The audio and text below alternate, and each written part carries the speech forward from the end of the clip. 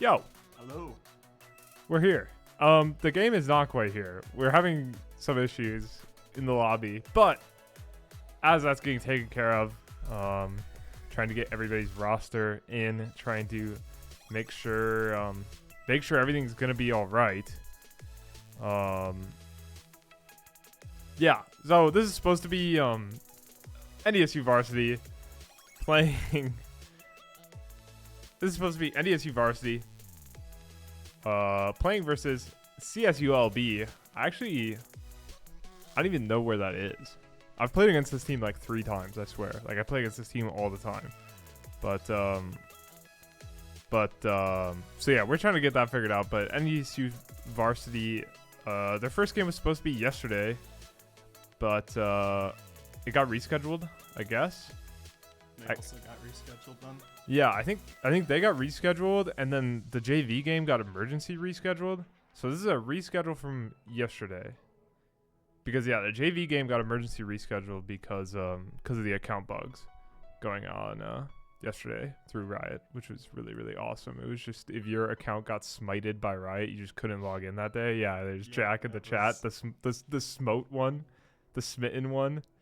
Shame on him. Yeah, I was an emergency reschedule from JV, and this is a scheduled reschedule from Varsity, and it's first game of the season, so we're having some eligibility problems in the lobby right now. We're trying to get that sorted out, and hopefully we can get moving into a draft here soon. But I didn't want to just I didn't just want to sit around and wait to start the stream until this got figured out. There's a non-zero chance that the game doesn't get played, but it looks like they have, like, I think their roster is big enough that that they're filling in different people here, filling in some subs here. We might have an unranked player currently.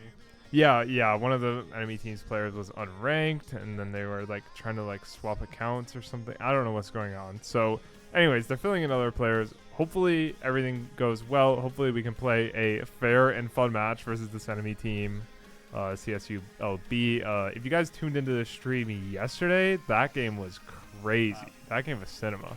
So That was, I did watch it. I watched both games. Black Plague, Pentakill, just like Jungle Kingdom in first game, and then game 2 was just like Justin just kept landing hook after hook, and Dazer got 20 plus kills. Yeah, so it was like 22 kills and a quadra kill. Yeah, it was you don't even want a penta. 22 kills in 26 minutes.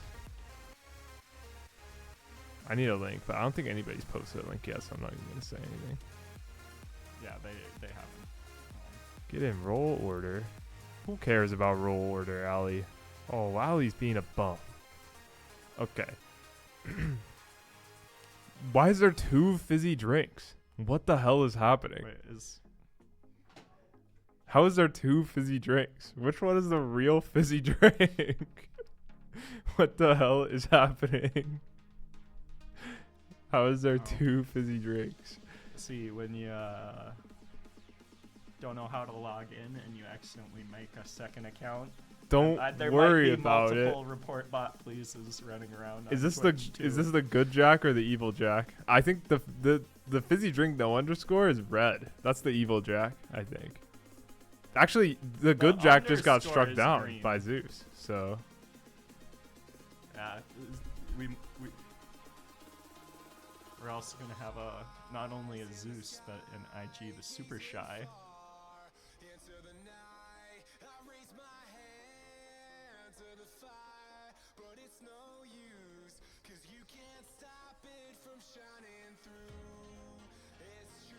I'm gonna be mean and ask for the draft link. Anyways, we're gonna get into the draft here in a moment. I think likely we are just Oh, there we go. like we were just scouting a little bit as they moved their subs in. Spectator, and should be good to go here in a second. In fact, we can just move over to the draft screen, and we're in. Okay, so we're gonna be waiting for this draft to start. On this draft screen, we're sponsored by World of Tanks again today. I guess they just love putting the World of Tanks ads on Drafter. World of Tanks is sponsored. I was gonna say we're sponsored. No, unfortunately, yeah, no, we are not. But I really don't get it, actually. I don't know, like, like, is somebody using Drafter going to seriously, somebody who's like a league addict playing competitive league, are they gonna download World of Tanks after their game and boot it up? Is that really gonna happen? I feel like you should be advertising like Maybe the moon domains. should be advertising like DoorDash or something, man. Get the post-match depression meal straight to your door. That's genius. Volibear is gone. I think that's one of the bands we talked about potentially. Yeah, that was going something that through. you looked at into the OPGGs earlier. Enemy team looking to take away Syndra. Ethan's kind of a demon, so Ethan had some crazy warm-up games earlier. I was looking at his warm-up games. He didn't die in his 2 warm-up games with the team, so he's locked. Seraphine taken away. Wow, Yasuo banned too. That's really cool to see, actually. And Aurora taken away by us as well. So pretty standard stuff. Kind of matched what we were looking at with their team OPGG earlier. In this final ban here from CSULB. Blue. And taking their time on it. Jinx ban. I'm kind of surprised by that. I was expecting Lilia, to be honest. Yeah, I mean, here comes Lilia, B1 Lilia. So, yeah, I don't know. I think our varsity team this semester has had pretty we have the better name. I mean, true. Listen, I don't even know what CSULB stands for. I could guess, but then now we're like 2 letters too deep. Like we're far past reasonable at this point. But yeah, Lilia B1. Yeah, I think NDSU Varsity has been putting like a lot of priority away from bot lane this semester. It's something they've been talking about a lot. California State University, Long Beach. Oh, Long Beach. See, now that sounds familiar. Now it sounds like I probably looked this up like 2 years ago. Ashe Azir. I wonder what her answer will be into Azir. Azir is such a strong champ in the sense of like, I think if you're a really good Azir, it's hard to have a lot of counters. There's not a lot of real counters. There's a lot of like theoretical lane counters, I feel, where like you will get pushed down in lane quite a bit, but the champs that end up countering Azir are like so weak in themselves, especially in like organized games. They're like so hard to pull off, I think. So isn't Ryze the go-to, or is it? I feel like Ryze ends up. Azir for Ryze. I feel like Ryze ends up pretty handshaky at best, probably. I mean, Sivir. I mean, especially with the phase rush nerfs, right? Didn't phase rush get ticked down quite a bit? I feel like that gives Azir a lot back in that matchup, right? I think like the slows from Azir just matter so much more if his phase rush isn't as broken, right? And maybe he can space better in that matchup. But yeah, Sivir. We've been seeing all our teams pick Sivir quite a bit. Super standard, hyper carry ADC, lots of utility in her ult, lots of Lux. See, that's a pick for Ethan. See, yeah, Azir, if you can outrange him, I think is one of your best options for counterpicking him.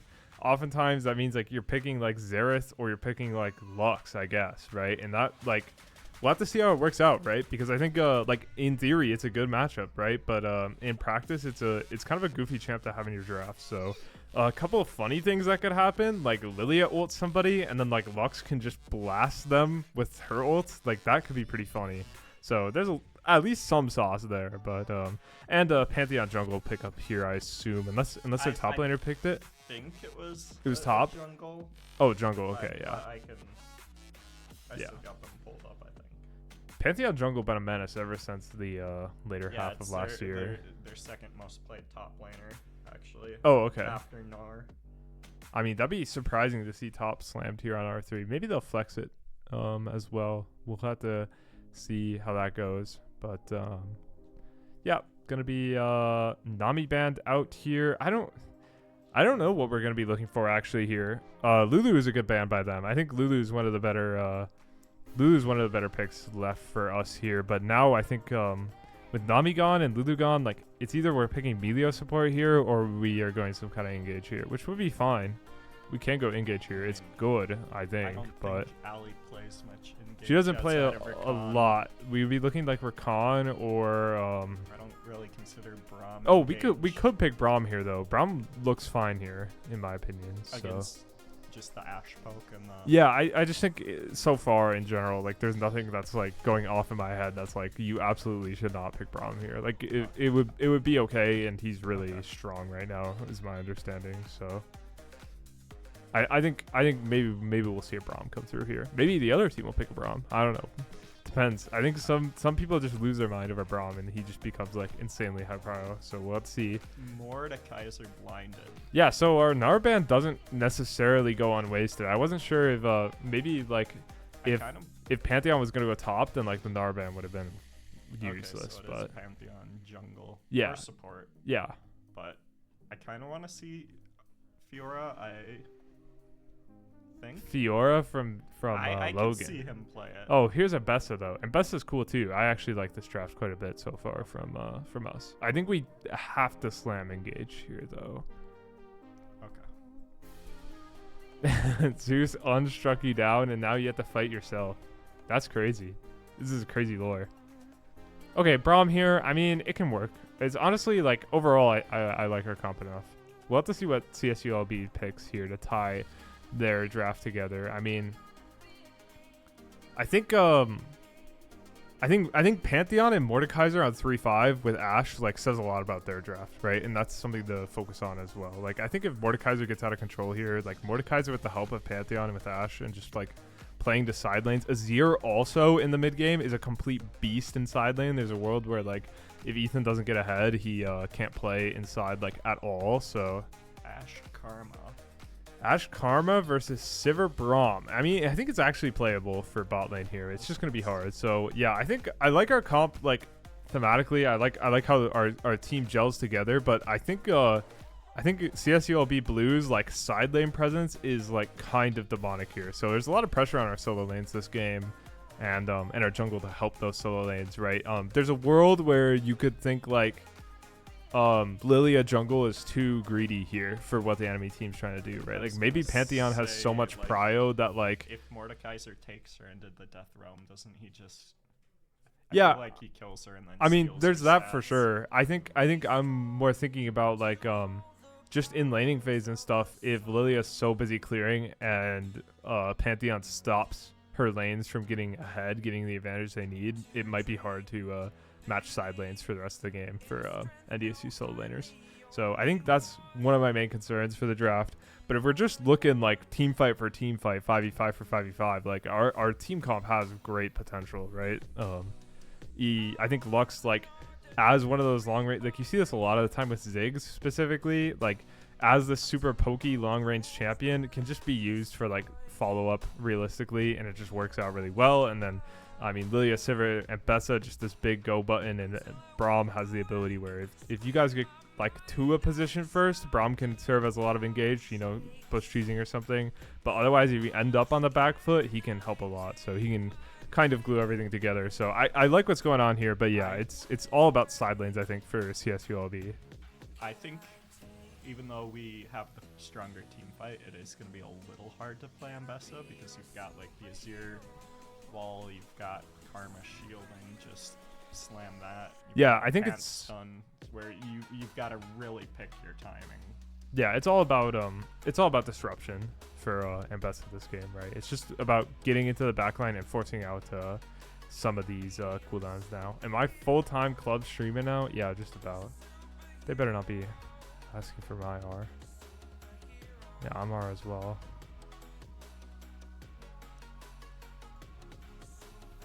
I would have liked the Rakan from them. I think it makes their engage a lot stronger. I think Rakan is a better pick here, yeah. But Braum is a safer pick, I think. But yeah, I think I'm gonna be doing a lot of streaming, because I'm not playing, right? So, and it's a lot easier than playing. Like it is. It is so much easier than playing. I think like I don't know, like if I was playing, I probably would have gotten like 10% less on my exam today, you know, because I would have been freaking out about the game tonight. But instead I'm just streaming tonight, so it's just like, okay, I can just show up 15 minutes before the stream and set it up really quick and just like sit down and stream, instead of like now I'm thinking about draft, now I'm thinking about like what I was thinking about the yesterday for our team, and like it's way different vibe. So yeah, streaming and casting the games is just a ton of fun. So Man, but Crow, I had to use that the like NDSU don't cheat on your exam online shit today. Oh my god, it's the worst, bro. Like the one where you have to like hold up your laptop and scan the whole room you're in. Oh, it just blow my head off, bro. Oh, it just steal all my data, bro. And then yes, honor lock, bro. Honor lock made me want to blow my shit smooth off, bro. And then it's like yeah, hold up your ID and scan your ID. And then I had Discord open on my laptop. And like it waited till halfway through the exam, and then it pulled me out and it forced me to talk to an AI chatbot to close Discord. Get out of my life! I'm going to kill you, dog. Like it is crazy. It is crazy. It is absurd the things that they made me do. I know they used to have you just download Respondus, and I'm like, I will literally go to a computer lab at NDSU because it's literally malware. One time it prevented me, like it disabled the shutdown on my computer. Yeah. So like there was no shutdown, like it was just disappeared. And it wasn't open, it was just in the background. It's like you cannot turn off your laptop ever. Yeah, we low-key off topic, but I mean, we're just waiting to get into game here. We got the spectator delay. In fact, we're going to be in game here in about like 10 seconds. So kind of just need to fill the minute and a half as we wait for the spectator delay. Yeah, we could do Lodal or something. And I said everything I wanted to say about the draft for sure. I have too long about the draft already. So I think this is still Fearless, right? This is yes, 5? This is Fearless. This is Div 5. So Okay. this is the break point where Fearless starts in NECC, which is nice because otherwise they would have been playing Fearless in one league and Fearful in the other league, and like that's just like such a mess. Honestly, I kind of. Oh, we still have the whole spectator delay to go somehow. Holy cow! Really? I guess. Is Schmitty at Sivir mean? I don't know, man. Every ADC Sivir is mean enough. I think it's like, it's so she's so like fundamental of a character. Like he plays Jinx, right? If he's like only a caster ADC player or something, then like maybe you would be like, I'm worried about him on Sivir. But when you play any ADC that like glides to any extent, you can play Sivir. It should be fine. Should be good. It's a safe pick too, I think, which is what they want. And like he can play really safe in lanes too. Like that's probably his strongest suit, honestly, is like not dying in lane phase. So we'll see how that works out here in this game. Yeah, I'm interested. But yeah, no, Honor Lock kept my cam on the entire time as far as I'm concerned. I'm pretty sure it kept my cam on the entire time. I'm not sure. I was just too focused on getting out of the test. It is terrible though.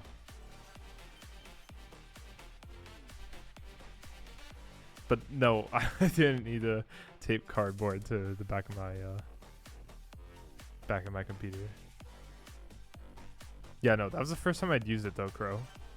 See, luckily for my courses, it's like you can have open notes because realistically you're gonna have open notes in the field. Yeah. I don't know why my prof was freaking out so much about it. Some profs are just lose their minds over it. That's got to be the worst feeling ever, by the way, Crow. Like, what do you say? I mean, although like obviously like you just don't say anything, but yeah, it's so annoying. It's so annoying. I don't know. It said I was allowed to have scratch paper. I was worried that like my notebook was gonna get flagged and I was gonna get like I thought campus police was gonna pull up. Truthfully, the way they were talking about it, it's insane, bro.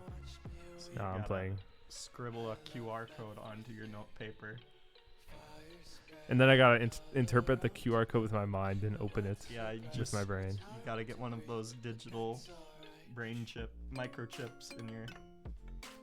Watching everybody's Honor Lock video has to be illegal, by the way. Like, that's so insane. That's so insane. Like, that actually is so uncomfortable, man. I don't know. I was just talking to myself and saying fuck Honor Lock. So hopefully my prof isn't like upset by that.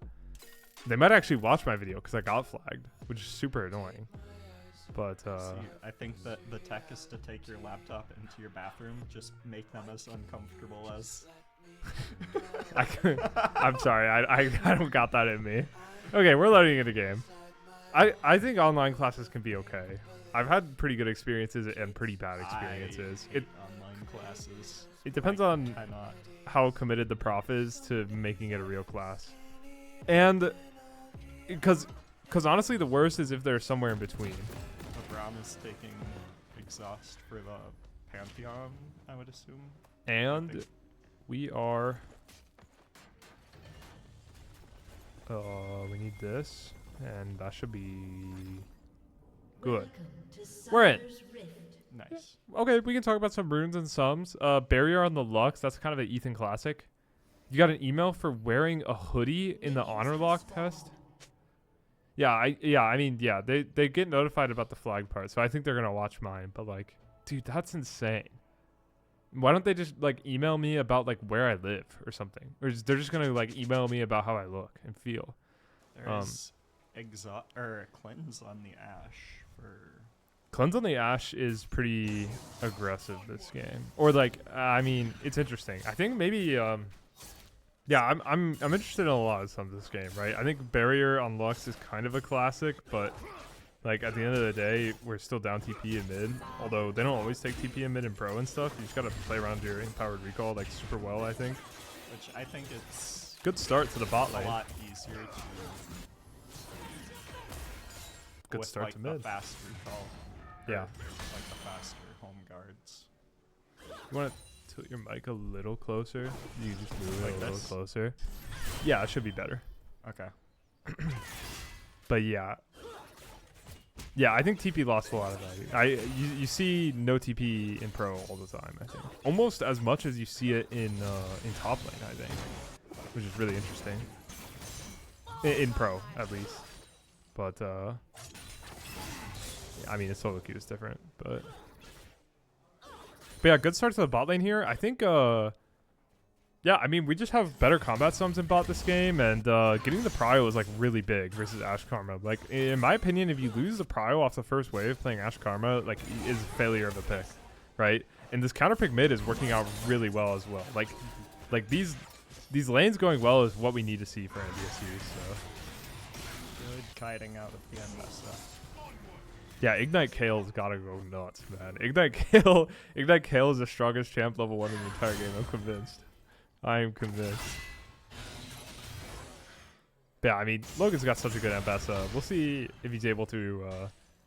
I don't know about this matchup, and I don't know if Logan knows this. I mean, Logan's one of those players that every time he talks about a matchup, it's like so clearly his own personal experience, and like.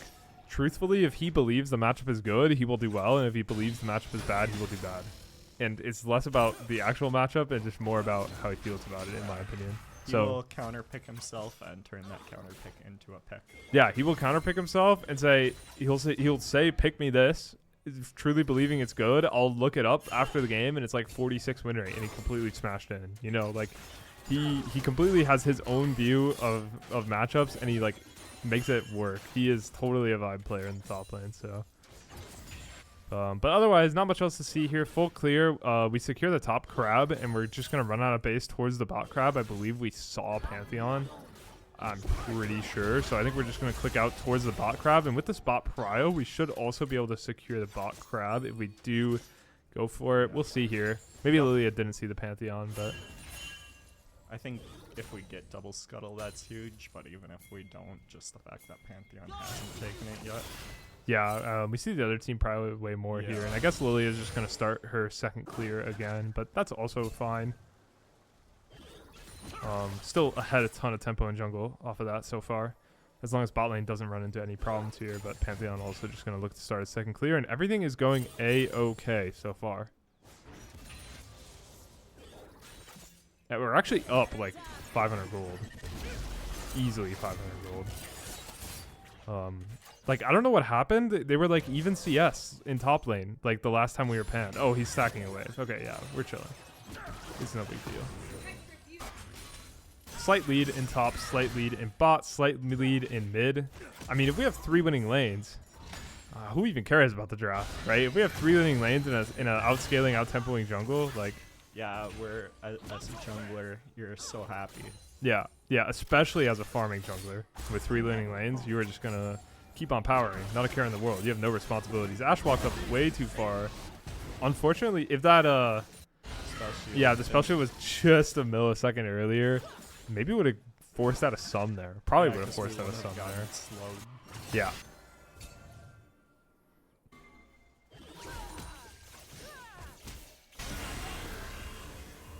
Oh, Mordekaiser ult onto the Ambessa, going for a big trade here. Ambessa with ult of her own, but forced to flash out. Flash follow from Mordekaiser. Ult backed for the turn, but doesn't quite get the W off and just goes down. Mordekaiser does fall. We do get the burn. And now it's just going to be Lilia looking to kite out here. Does flash away and manage to live. So both tops and jungles have no flash. Yeah, all the sums used. I mean, both TP is going to be used here probably. At least Ambessa TP is going to get used. And honestly, it's okay. I'm worried about the future of this top lane. But for now, it's okay. I mean, Mordekaiser up a bunch of gold now in top, up items in top, up power in top, and Lilia going to be getting a couple stacks on our Dark Seal for the trade there. But I mean, don't get me wrong. Gold on our jungler is where we want it. It's just gold on their side lanes is where the other team wants it, right? So a little bit of a neutral instance for us. We're still up about 600 gold. That's about where we were before. We're up so 15 CS in bot lane. Yeah, bot lane's doing great. Picks up a plate for themselves. Probably gonna take a recall here. That builds into Kraken, right? For Sivir. For Ashe. Oh, yeah, probably. I think so. It's probably that in a recurve bow and something else. You can build a lot of things on Ashe. Kraken's fine. But I mean that the one lethality item. Yeah, the Rectrix. Is that what it's called? I don't know. I literally don't know what it's called. Doesn't even have lethality on it anymore. Who did that? Yeah, I'm pretty sure it builds in the Kraken. Okay. I think it's Lux ult on bot lane to try to get some damage onto Ashe. Just ends up stealing some caster videos. Interesting gag timer for Ethan. Just looking to use his ult off cooldown, I guess. just take some caster videos from his Sivir.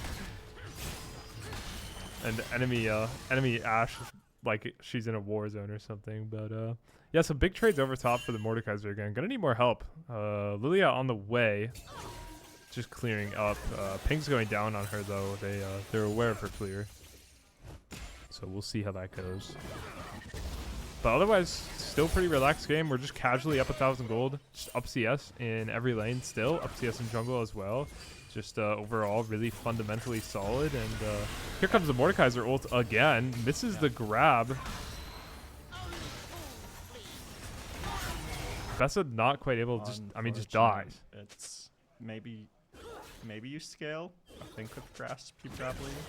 It's looking rough up there though. I mean like the Mordekaiser just walking up, pressing R, and then like walking at her. Not even like hitting the E. I mean hit the Q though.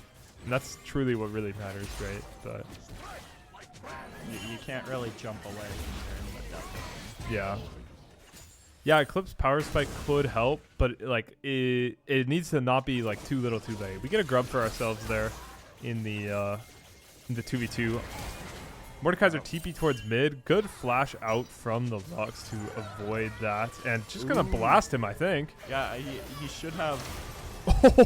Yeah, that's what we wanted to see. Yeah, that is Lilia exactly is what we behind talked enemy about. lines, but She is, but she's kiting it out. Pantheon goes down. Beautiful Luxie.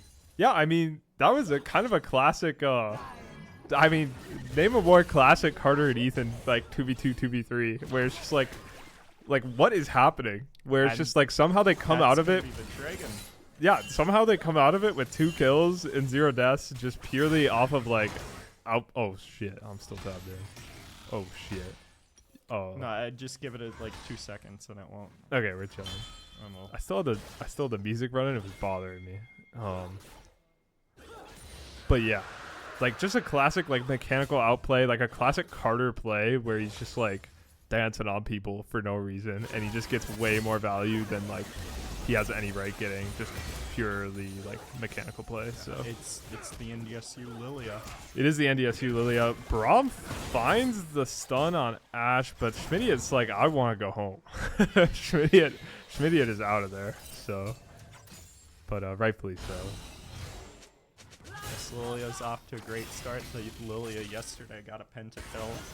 Yeah, Lilia, similar game yesterday for Lilia, truthfully. Like, a lot of it looked the same. I think if this Lilia gets a really solid gank top and, like, saves top lane here, then, like, it's a jungle masterclass, complete jungle gap, and, like, the game's over, you know? That's how I see it. Fun fact, during placements, one of the teams saw my Lilia and my match history and banned it.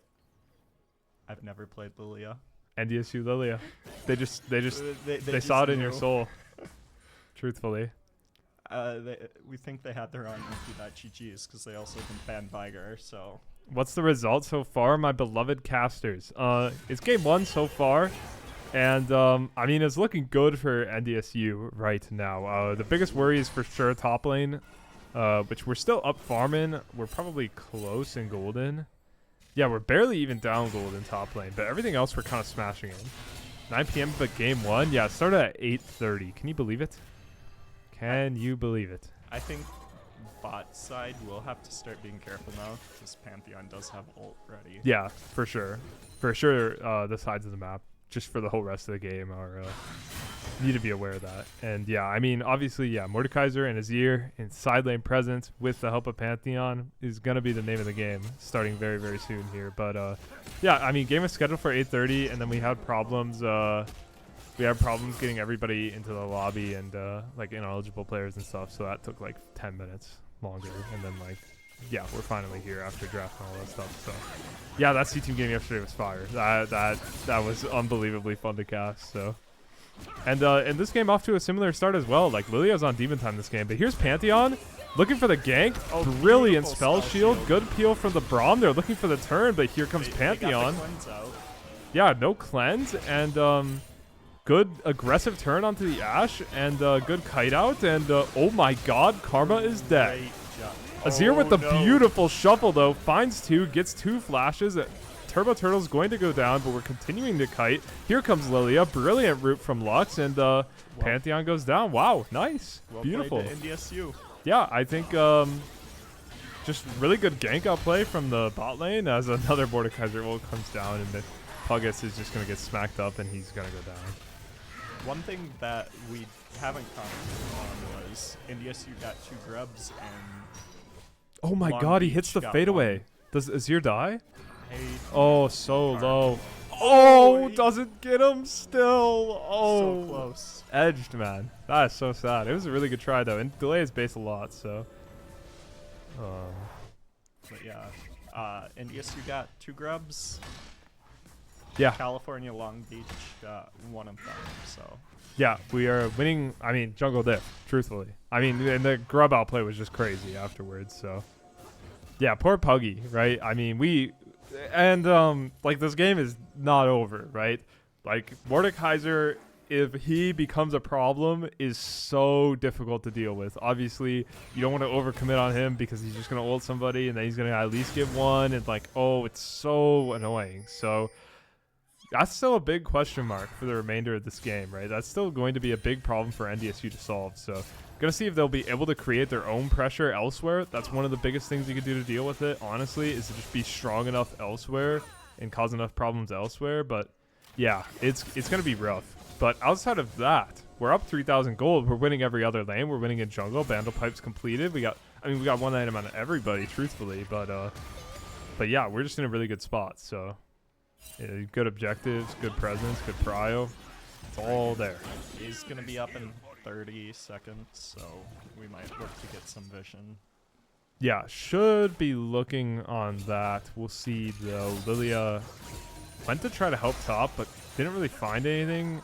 Just got sent away, and she's going to clear a gromp and probably reset out towards the Drake, if I had to guess. So, does anybody else on our team need... Oh, try to ult the blue buff away. It was a really good try. Ethan is such a demon on this champ. He's just always up to no good. He's ulted bot lane. He's like bot wave. Like he just ulted an Ashe playing on the wave. There was no fight. She just raw ulted the Ashe, and now he's ulting blue buffs. It's demon time.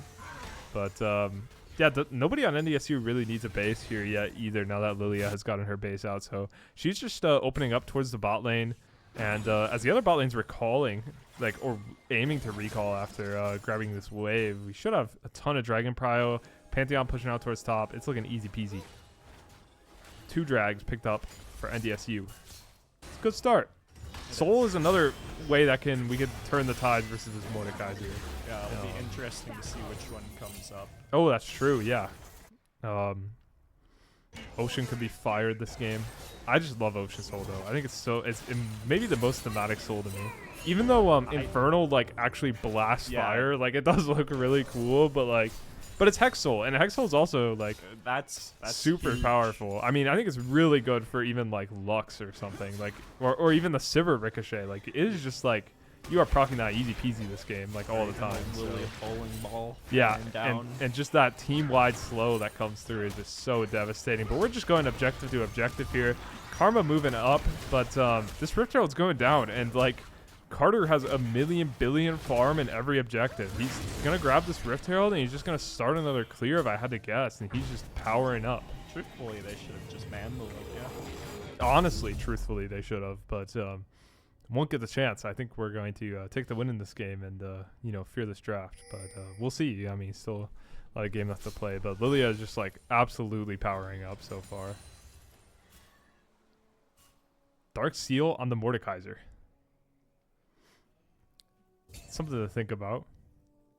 Something to think about. It's not stacked yet. That's what I was checking. I was like, I think that's something he just bought. Yeah, brand new. Which I'm glad. I'm glad he hasn't had it the whole game or we'd be in trouble. Okay.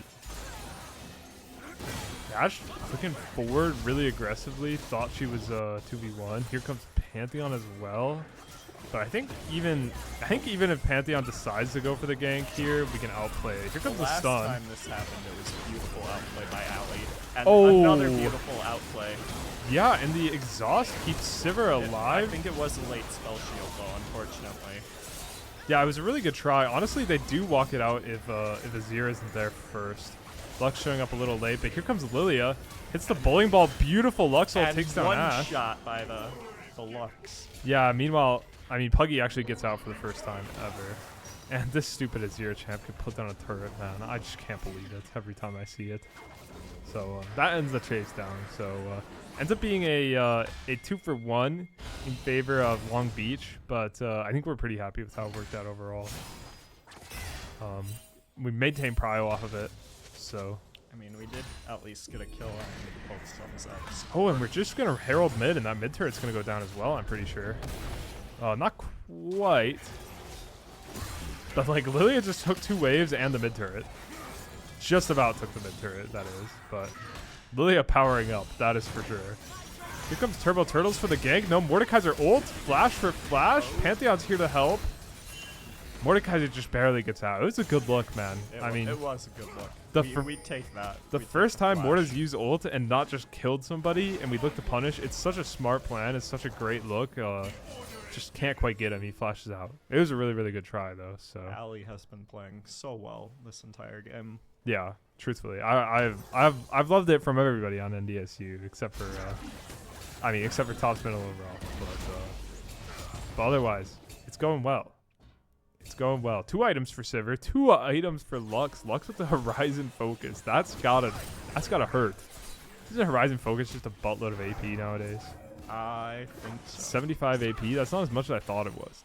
I thought it was maybe it's just in like ARAM Mayhem where they like move it around, because I know like in that mode Medjais is only like 65 AP.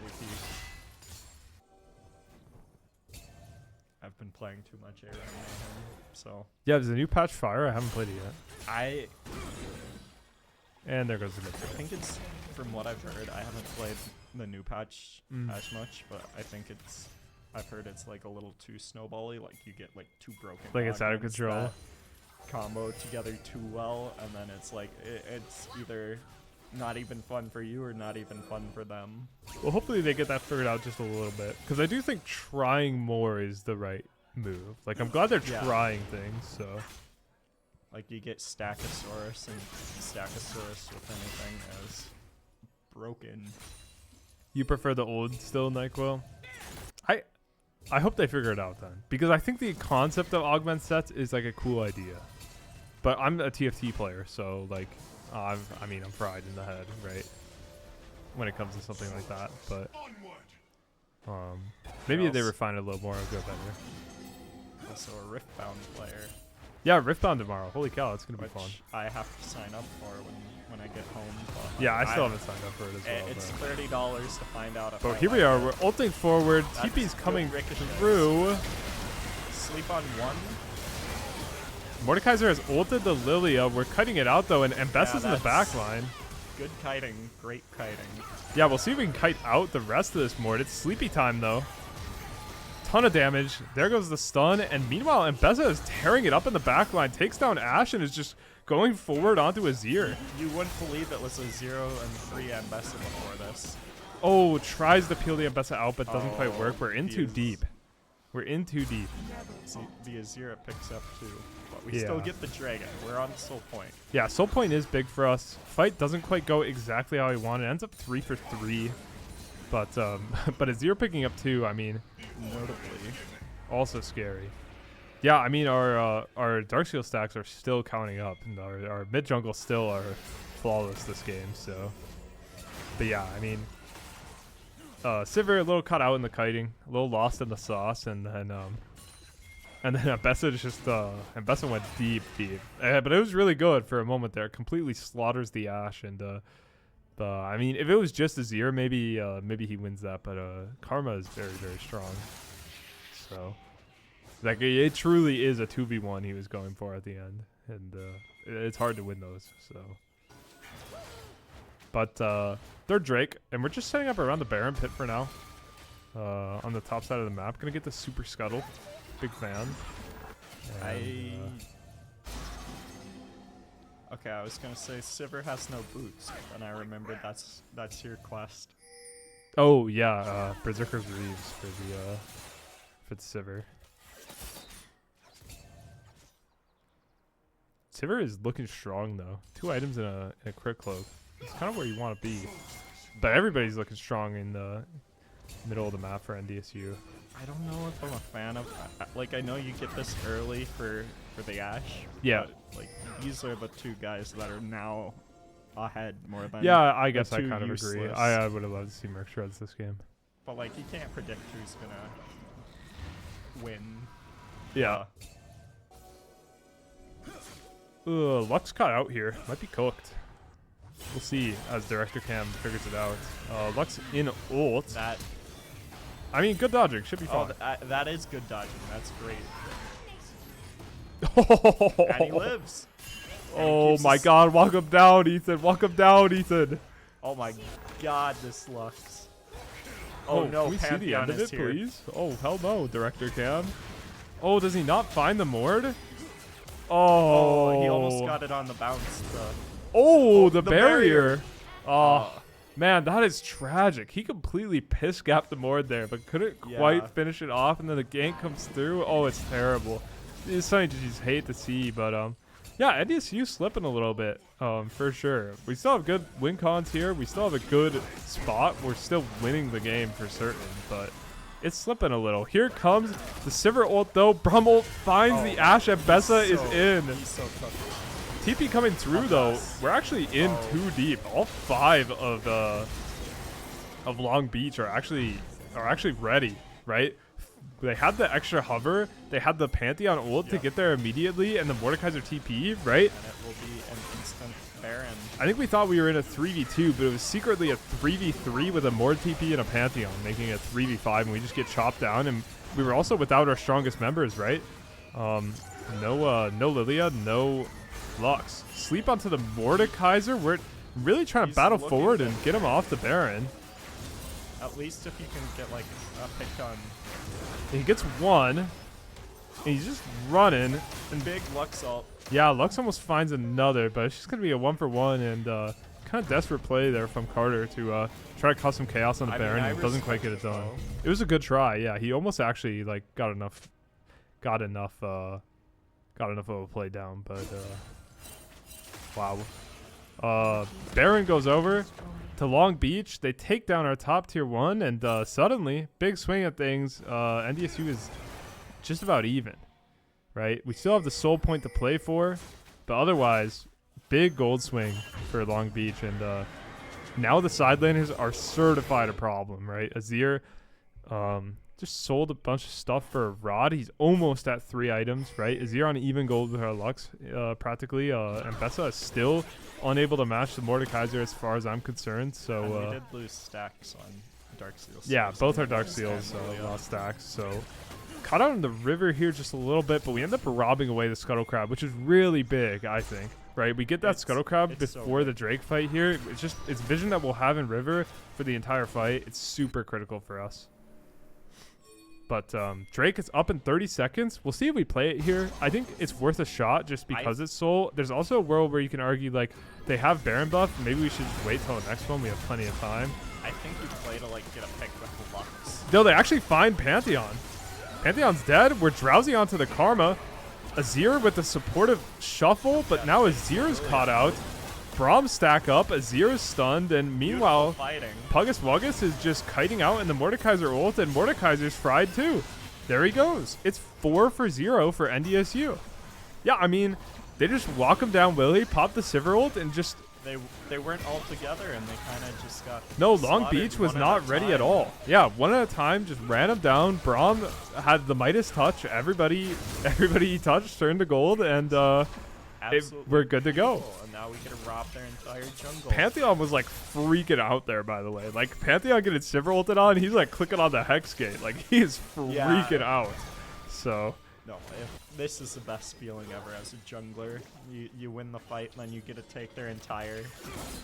Yeah, 100%. Like, what a great swing for us as well. So, I mean, we lose the Baron, we make a couple mistakes, and we win a team fight against Baron immediately and get the Hex Soul, and now we're back up to 4,000 gold lead and a Soul. Sivir and Lux.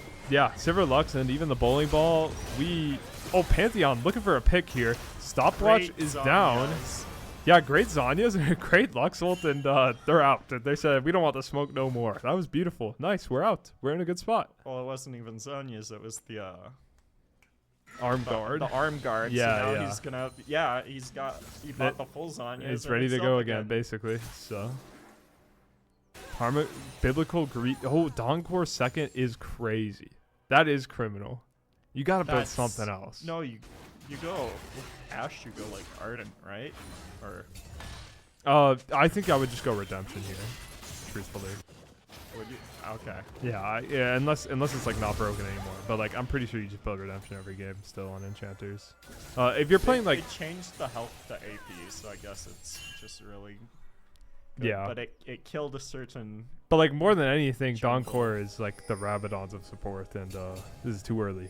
Yeah, because it is like the Rabadons of support. Yeah, it scales off of your mana regen. So yeah, needs Mordekaiser ult onto the Ambessa. Ambessa's just gonna kite it out, and Mordekaiser's not gonna be happy who he finds on the other side. It's surprise. There is a Pantheon just. Pantheon doesn't want to be there either. he was recalling. He could have. Gotten out. I think he only saw like 1 or 2, and we're all here. Everybody but Lux. You can't run from that. Oh my god, Ambessa's in. Flash forward, and everybody's dead but Azir. It's beautiful. Look at the snap. We have Hex Soul. You cannot be. Yeah, I mean, legit hit one thing. Hex Soul instantly slows, and we just snap on him. Completely snap on him.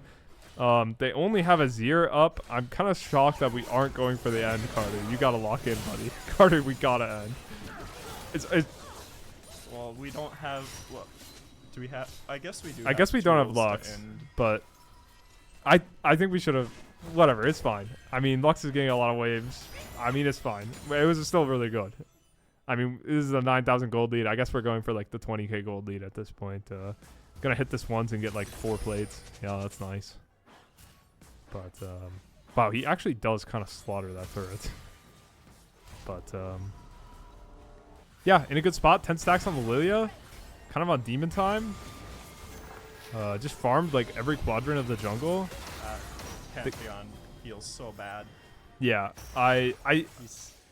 Yeah, I don't know. Pantheon is completely homeless for the rest of the game in my mind. Still have to be careful about like Azir. This Azir champ, bro, I'm telling you, if this is the best Azir in the world, he can go demon time yet. The game isn't over. But like, it's also one of those games where like, is flipping Lilia even that big of a deal? Not really. I will say he has like had excellent flips so far. Yeah, his flips so far have been pretty good, right? Even like his worst flip, I think, was like he needed the flip to save his bum ass teammate who was griefing him, right? And then it's just like, well, then his flip wasn't very good, but like he had the flip, right? There was that one bot game where it looked really good. Yeah, it was really good. Oh, Ash is dead. Oh my god. And we're just hitting the Baron. And with this Baron, we're gonna end the game, and that's gonna be game one. Honestly, truthfully, I see no other world. We just completely nuke the Ashe, and she's gone. She's dead. Baron Nashor picked up for NDSU. Looking at the Azir. Yeah, we're pinging Azir and saying kill the Inter. Shuffling out. Maybe Lilia can find him. Move speed through the jungle. Yeah, we've got the wave for everyone else. Lilia checked the wrong bush. Unlucky. Oh. Oh yeah. But here we go. Sieging the tier 3. See if they go for the end here off the next wave that Lilia's taxiing. Here it is. Mortis still rage splitting bot for a tower. He is rage splitting bot. As we just go over to the Nexus, he's still rage splitting bot. He gets the tower. He does have TP. Yeah, he so could. I mean, he kind of wants the TP for the but- shield too. There is a final fight. Okay, he's recalling now. Nice and controlled from NDSU. Some good poke. Next Baron wave comes in. But maybe we need another inhib. That Hexel is so oppressive. It is. They're just struggling to live, but without a super minion, we don't quite have enough. We can try one more time on this next wave with the super. But because of how unsuccessful it was, maybe we'll just decide we Elder can. is up in 20. Oh, So yeah, that's Elder is something to be already aware up. of. So yeah, we can just walk it back with all this prio we got ourselves, and it's free entry into their jungle, free entry into the river, free entry to the Elder. I'm curious to see if we stop along the way and go for a bush cheese. I mean, I think that's... Yeah, we love this bush so far. Little happy bush action. But I mean, it's so hard for Long Beach to click forward, especially versus Lux. Lux can kind of just hold the line with how much CDR she has at this point. I mean, just holding the line. She's ready to ult the tunnel, truthfully. Elder about half health. This dragon's a beast now. Yeah, It's huge.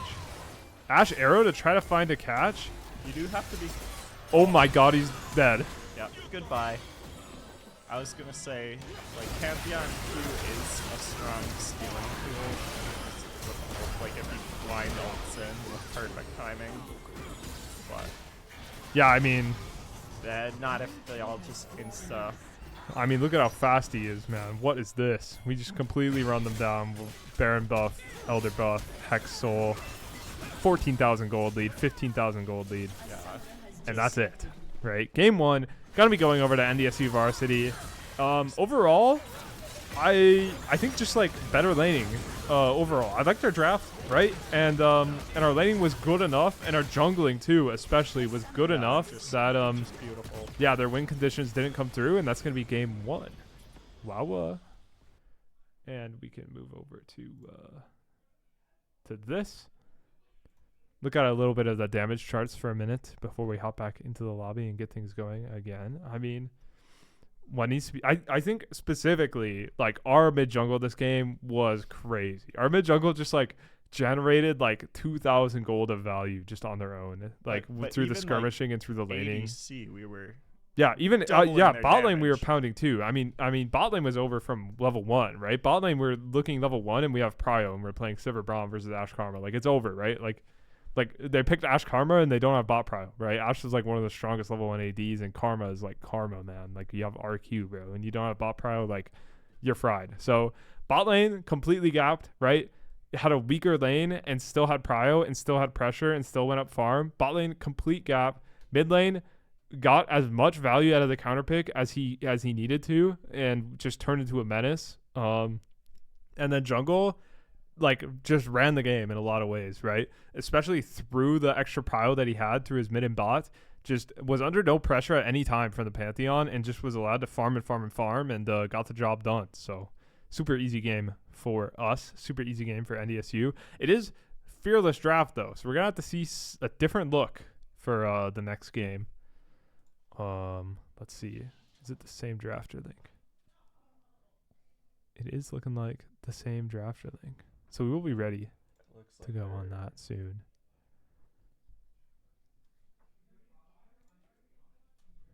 We'll just sit in here for a little bit. We can get the music going again, maybe. Yeah. Do we have the OPGG open in another tab while we're waiting?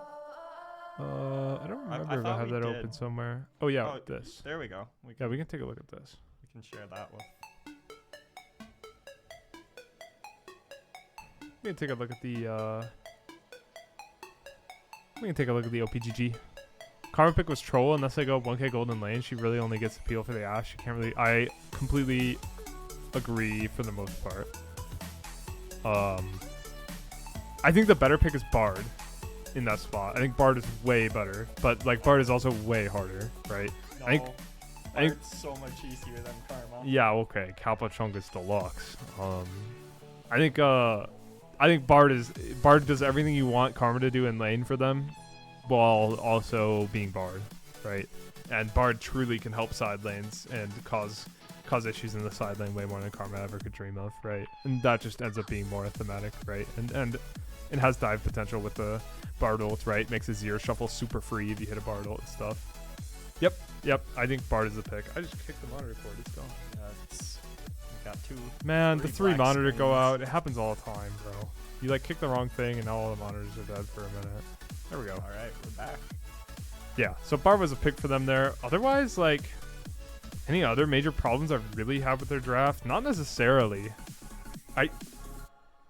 Do I think the Azir blind was too early? Not really. Do I like honestly, I thought their draft was like relatively good enough. In the same way that I thought our draft was relatively good enough. Like, would I have changed like a pick on our draft? Maybe.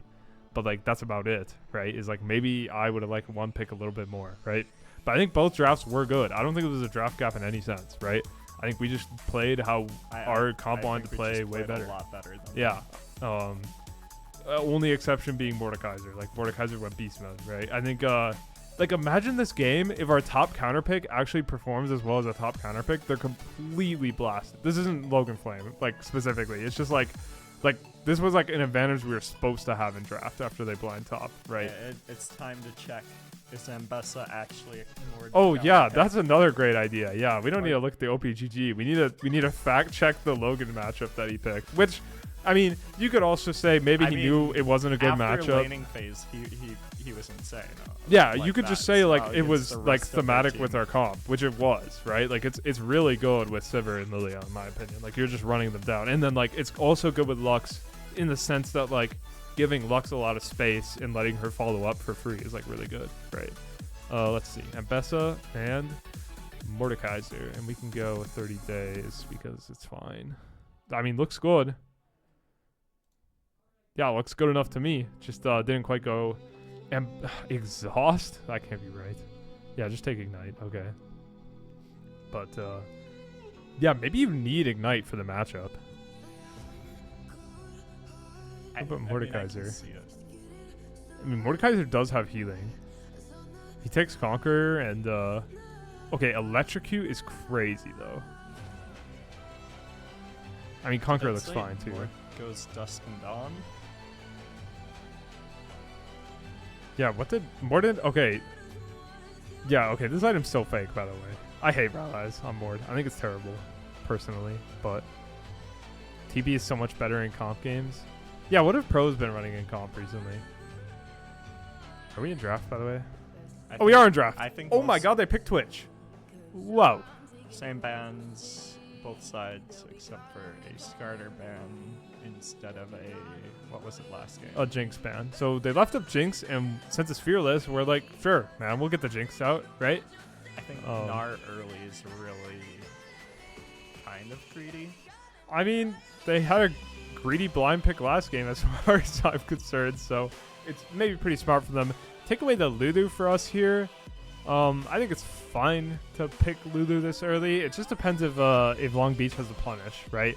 But so far, like, this Twitch champ, I personally believe is like quite good versus Jigs. I'm pretty sure. I'm pretty sure I didn't make that up. I don't know. I played Twitch into everything. Twitch is like. Oh my god. ADC. Oh my god. Oh my god. Oh my god. Logan picked Aurelia. Oh my god. Logan picked Aurelia. I think we're in for a treat. It's been so long since I've watched Logan play Aurelia. Man, bro, this guy's been playing Aurelia for like 2.5 years now. Like, this guy in fall 23, when he was first on Varsity, right? So like 5 semesters ago was his first time on Varsity, right? And now he's finally back on a Varsity team, right? His signature pick was Aurelia. We could not find a way for this guy to like play the game on Varsity unless we like put him on a tank, which we figured out later. But like his Aurelia like turned the whole team around. So this is gonna be cinema to watch. As LB picks Bard, which if they could play Bard this whole time, they really should have picked the last game. Like truthfully, I don't know. They should have. I didn't know they actually had Bard in them. They really should have picked the last game. I think Bard Gnar is a good combo. Yeah, I think it's fine. I think their draft is looking incredibly hard to play, but we also have Aurelia, right? Like this is some crazy stuff. Like in my opinion, like my anecdote is last semester, we tried playing with Justin on Gnar a couple games, and it's just like Gnar is so hard to play with, in my opinion, on a competitive team, right? Unless your team has like team fight timings and team fight setup down perfectly, then you can work on adding Gnar into it. But like, you just like if you guys aren't already ready and knowing when you want the team fight, your Gnar isn't gonna know when the rage bar should be built, and like you're just like half the team fights you're just down a champ, and it's just terrible, right? That's my experience with Gnar. So well, I know even when we did the Freljord tournament, we considered Gnar, and then we're like, we don't have the coordination for it, and it's hard. Puggus on our team. That was he was the one who said Gnar is really, really hard. I think like in solo queue it's different, because in solo queue he's just a range top, right? Like at the end of the day in solo queue he's just a range top, but in pro, man, you gotta be on point. What the hell am I looking at in this draft though? Twitch, Gnar, Bard, Rammus. I don't think there's ever a bad Bard angle. I like kind of agree, but like that was a great Bard angle last game. Like I think that's like a D1 Bard angle last game, where it wins you the lane and it wins you the game. That was one of the 2 D-team specials last semester. It was Bard or Poppy. I had to slam every game. Man, Poppy support. That champ could be Demon Time too. Poppy's close to like Demon Time support in my mind. But like Bard and Nico are up there for sure. Those champs are broken. Yeah, I don't know what the hell is happening in this draft, by the way. Like, both these comps look completely AI generated. Like, just by the way, it's just one of those AI generated drafts to me. I do think Rammus is a lot better than people think it is currently. Like, I know about what is it? I want to say Protoplasm, but like the new belt item that. Yeah. Sounds fine on him. I don't know. I saw a YouTube short of somebody canceling Mordekaiser ult with Rammus ult. That was pretty cinema.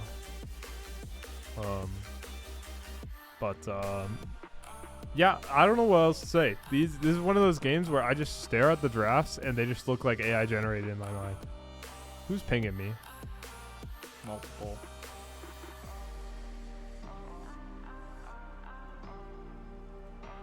Oh. Okay, we're good. Okay, we're good.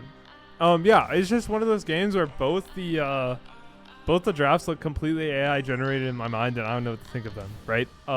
Like, yeah, I don't know.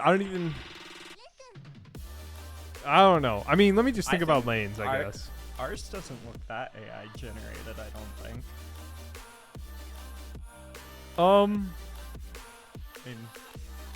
I think if we're on not Jinx here, it's like really good.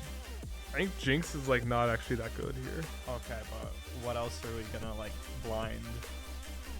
Yeah, I mean you'd have to like pick Jhin here, I think, on B1. Is Jhin a better blind than Jinx? Yeah, I would say so. Jhin is like super safe. All I know is like in solo queue, I always get a Jhin bot lane, and the enemy team has an Ornn top lane, and you do negative damage. Yeah, but if you're picking Jhin, your plan isn't your ADC doing damage, right? In this game we have Aurelia, so like if you think Lulu's shielding Jinx this game, I think you might be wrong, right? I think it's Aurelia, right? So, but like I think like our plan throughout the draft shifted, and what it resulted in was like Jinx being like a little like. Okay. Like, oh, and here's Jinx, Okay, right? I Is how the guess, draft feels in my you mind. want like a more just supportive ADC. Yeah, I think when I vision like Aurelia, Vi, Hui topside, and then you pick an enchanter, like I don't know. And like our team fighting is hard this game, right? Or like our main engage is like Vi, and I think that's always like really scary, right? Especially when like her best ult target this game is invisible. That's also really weird. Like it's hard for us to go first. Like really hard for us to go first. Which I think is fine. It's fine for Aurelia, and it's fine for Hui, and it's like fine for Lulu to not go first, but like it's really hard on Vi, I think, to not go first. So like it's just like it just doesn't pass the eye test. It looks goofy. But their comp on the other hand, like also looks pretty goofy. I don't know. Like if Bard smurfs, their comp looks glorious, but poor Jinx is getting jumped by a Gnar, Rammus, and Ori ball, and the answer is a Lulu ult. Yeah, and honestly, you would just rather Jinx like not be a champ that like looks so tasty, in my opinion. Like if Jinx doesn't look as tasty, and you also like don't care about Lulu ulting your Jinx, it low-key doesn't matter if she's getting jumped by that many people, like low-key. But like otherwise, like if we just talk lane matchups, I'm a little worried about bot lane. Twitch Bard kind of looks demon versus Jinx Lulu. Maybe we can get Prio early and just keep the push, and like I mean that's what we thought last game. Like yeah. To be clear, our bot matchup looked a little rough them. last game, but yeah, we just ran them. So top matchup should be good. I'm pretty sure this is a classic counter pick. Like as far as I know, this is a complete ultra classic. Yeah, yeah, this is an ultra classic counter pick. So like top lane should be super winning, right? And then mid lane looks good. I like this matchup. I think Ethan is happy to play this matchup, right? It's pretty classic. I think mid 2v2 is like really scary. Like Rammus ball delivery is like really scary for mid lane. Hui is like quite a naked champ to that. And then like obviously our bot lane's kind of naked to it, but like in team fights it's different. The context is different, but like you can kind of imagine it as like jungling versus like Jarvan Ori or something. It's kind of the same exact shit, really. Like Ethan should be playing this lane as if he's playing versus Jarvan Ori, which is like you're completely naked for a while, especially with no flash. So but that's my thoughts on the draft. It says waiting for spec delay, but last time we had to wait 3 more minutes, I feel. But maybe I was just tripping. We might be getting into game. We'll see, I guess. Okay, we're actually getting into game. Let's go.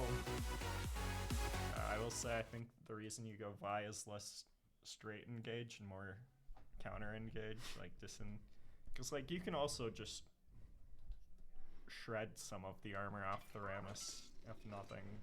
Yeah, and I think it can make things really on the simple in laning phase too for us, right? And Vi's like skirmishing power is like She's fun. I've been playing her. quite good. Like her skirmishing power is kind of demon time.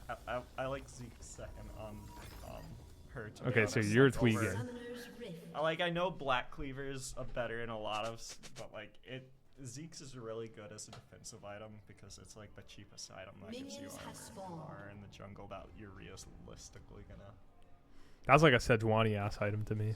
I mean it is, but I saw like 2 pro builds like. They build it in pro on Vi too. Second.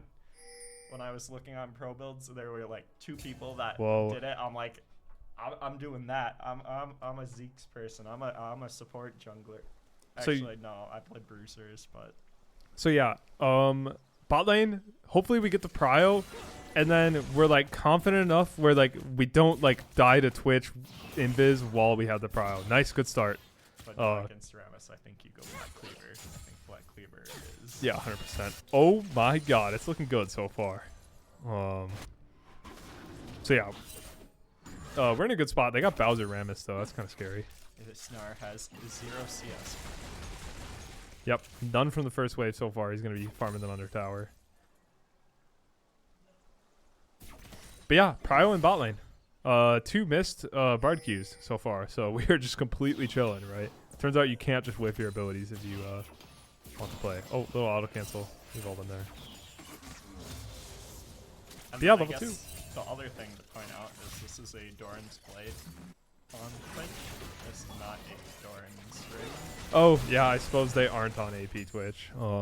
Which I feel like even if you go AD Twitch, you still like Doran's Ring sometimes with extra mana. Yeah, it can be alright. I think you probably for sure want played here though. Big wave crash here. Kind of hope to see us get something done. Rammus is pathing bot. We just crashed a big wave. Let's go get something done. Let's go get a ward down. Come on, gang. Bro, I don't know. I've played against AP Twitch. Like DSU loves playing AP Twitch, I think. And like another team in CCL loves playing AP Twitch. And like it just like the way they drafted around it, I was like, every time, whether I was watching one of their games or playing versus them, I'd be like, damn, their comp looks so scary here. Twitch looks like a monster. And then we load in and he's on AP. It's like, why the hell is he AP here? You know? AP Twitch, I think I've said it. I have an account where I just run AP Twitch and Evelyn. So gross. I know. I love my stealth champs. I don't know. I remember when I went to a LAN when I was on B team a couple years ago. I went to a LAN with Ethan playing mid, and I was on AD, and Ethan told us to pick him AP Twitch mid in one of the games, and he just completely ran it down. Like completely ran it down. It was so bad. So so if you ever want to give him a hard time, you can talk about AP Twitch to him, but I'll talk about Evelyn to him. True.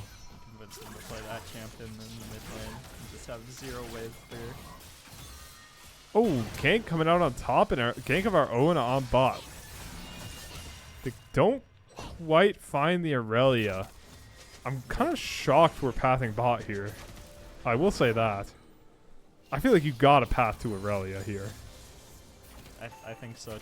Like it makes sense to path. Like, don't get me wrong. This is a good bot lane to path towards as well, right? Like, it's not wrong to path towards this bot lane, but it is for sure wrong to not path towards Aurelia, in my opinion. But yeah, I mean, I think we got a little bit better of the gank. Our top lane is still like in a good spot, and our bot lane is like going up quite a bit. So, and yeah, it's just looking like good laning so far, right? Like we're up 500 gold, 600 gold again, and it's just purely from better laning. While I still think like I don't even think our draft is that much worse than their draft this game. So we just keep the good laning up, keep the good fundamentals up, and should cruise to a win again. But yeah, I mean, it's not like there's nothing to be worried about though. This Twitch champ is just always terrifying to me. Ooh. Oh, that was greedy.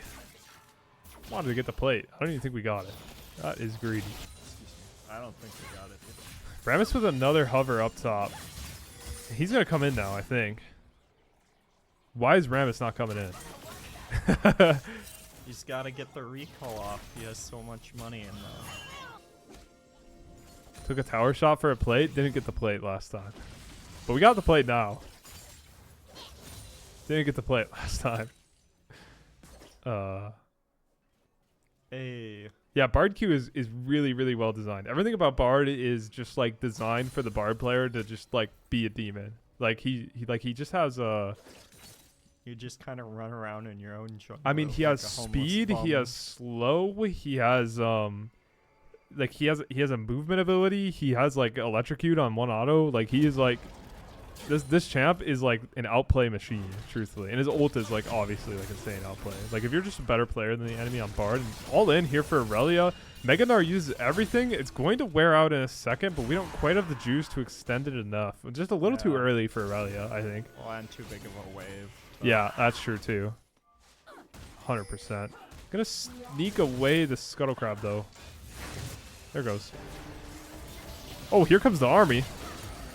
Flash onto the Lulu. Flash. Really, really aggressive. Really heads up. But Lulu flashes out. That's a great out. Just no like follow-up CC after the flash Q and then the taunt. Yeah. Yep. And Bard, because he portaled in, unable to like portal the chase or anything, and Twitch is like quite homeless as a champ still, so just like not able to do a ton of damage. Good out. He has boots. He has no BF sword. Yeah. Because I thought it was really heads up for Rammus to just like immediately flash there, but they actually didn't have the follow up to get it done. So good out. We keep the laning prowess up, and we're approaching like 1,000 gold lead now. Just off of raw laning alone, right? Twitch unable to get as much farm as he should, and mid a small farm advantage, and top quite the big farm advantage in this counter pick, kind of bullying him. He's gonna get walked back a little here, of course. Here comes Mega, but I don't think he can do anything with it. But yeah, I love Aurelia, man. This champ is a dream. Here comes another gank top. Aurelia ult maybe here? No, just completely stunned up and goes down. Can't Chain do CC. anything. Yeah, this Rammus is just chain ganking top, and it's kind of neutering this counter pick quite a bit. I'm still really surprised we're not passing towards top, because yeah, if the Rammus just keeps chain ganking, it keeps hurting us here, for sure.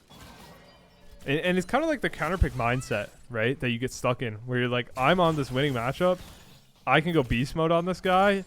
And like your jungler just isn't there, and their jungler is just constantly there, and you're just not going beast mode, right? Like you just want to go beast mode so bad, but you just can't, right? I don't know what you're talking about. I'm the jungler. I'm the guy that's pathing away from me. Yeah, you're the guy not showing up. Your card in Exactly. this game. Yeah, but it might all work out, right? Like at the end of the day, we're passing towards bot, and bot is winning mega, so like it's fine. But First objective to NDSU. oh yeah, that's true. You pick up a grub. Pick up 2 grubs. And nobody's around. I think Rammus might get the dragon in exchange. Hopefully we don't get caught here on like a bot gank or something. Bard's kind of hovering. Maybe they'll go for like a tunnel here soon. But otherwise, 3 void grubs go over to us. Void grubs, I think, hugely important this game. Good flash away. We'll see if they're able to continue their exit though. So much chase down. He gets the taunt somehow. And yeah, Schmidt is just going to go down here. Unfortunate. The amount of chase down they have is actually crazy. I mean, they can just portal and they can just run, and yeah, we're just in the wrong place at the wrong time. Just didn't recognize we're on the weak side of the map right now. Didn't recognize Rammus could be there. I mean, to be clear, Rammus skipped 2 of his camps to do that. I think it looked like he was clearing his Gromp though. I think his Gromp reset, and then he just said fuck it and ganked bot. I'm not sure. I mean, getting that kill does give him the bot trial for this. Dragon, Yeah. though, so. And it swings the gold a lot in their favor as well. So NDSU down gold now. Kind of can't believe that. Really, these 2 short ganks have diminished our gold lead to but nothing. So still though, I as I was trying to say, like I think grubs is hugely important for us if we do want this Aurelia to do anything. So yeah, distance is kind of fake. It really is like it's not about how far away you can get from the enemy, because they will catch you. It's about how close you are to your turret, truthfully. And we weren't close enough. And if they have Bard ult, maybe your turret doesn't do anything anyways. But like usually it's not that bad. But yeah, just struggling to like get the wave in a spot where we can punish either in top lane. So 20 CS left in 2 lanes. yeah, I mean our farm is really good still. Like our farm is keeping it close. We're down 2 kills in even gold, and that's just because our laning has been great, right? And our jungling has been great. Bard is hovering. Yeah, little 2v2, super aggressive from the Vi. Ult, but also too aggressive from Vi. Yeah, I think I don't know if Ethan was on board. His body language really did not communicate that he was on board for that, and Incarta just kind of runs him down. So It happens. yeah, As a jungler, you got to do it every so often. it was a good look, but not everybody was on board for sure. That's right. Truthfully, if you're in solo queue, you ping your mid laner 3 times and then never go mid again. Yeah. Like I don't even know whose fault it is. It's nobody's fault except for like whoever didn't listen to the other guy, right? That's like whose fault it is, right? But yeah, it just results in like, wow, my jungler just ran me the fuck down. I'm gonna kill myself. Is like what the result is. But so now we're down about 1,000 gold. Still maintaining those CS advantages. Jinx is like really strong here. Jinx has a whole Yuntal, and Twitch looks broke on my screen, like in comparison. But I think Twitch has a reset coming through probably. He does. I mean, he's 700. He's still not going to be out of finished items. Those tier 2 boots are expensive that he has. Irelia going for a long trade. I think this Gnar is just playing like relatively quite well, right? Every time this Gnar has crashed a wave, I think it's he is their best player, isn't he? I have no idea. I think they had like a diamond, and that was probably their top laner. I mean, he's playing the matchup super well. He's waiting to crash waves only. Oh, but he did screw this up. Rammus is here, though. I mean, Rammus bails him out, truthfully. Oh my God. So close. Orianna ult catches our mid laner. Does flash away, but the auto goes through and he does go down. Wow. Death in the top lane and a solo kill in the mid wave. Not good, man. But yeah, I mean, the Gnar just like every time the Gnar is crashing a wave, the Gnar is making sure that they're going into Mega for the wave crash, right? They're just patiently sitting under tower. The Irelia isn't making the Gnar come out, right? What the Irelia needs to do is just wait on a wave and stack a second wave and crash. And then the Gnar needs to come out, right? But every time the Gnar has came out from under tower, it's either been because their jungler is here or because they're about to hit Mega or both, right? Been super, super calm, super patient by the Gnar. And what it results in is like staying even in gold, even in a Doom counter pick. Now, obviously, a big part of it is they've had way more jungler presence. But, I mean, of course, Rammus is coming top this game, right? And I think Vi should be too. But still, game's not over. A lot of really good, like, easy pick potential for NDSU, and pick potential can result in like a Jinx snowball type thing. So one-shot Rammus at this moment. That would be crazy to see. If Hui falls behind, I don't think this Rammus will ever die. Yeah, I mean, like a Black Cleaver will help a lot if Black Cleaver does come through. We got Merc Treads coming next for the Vi, I believe.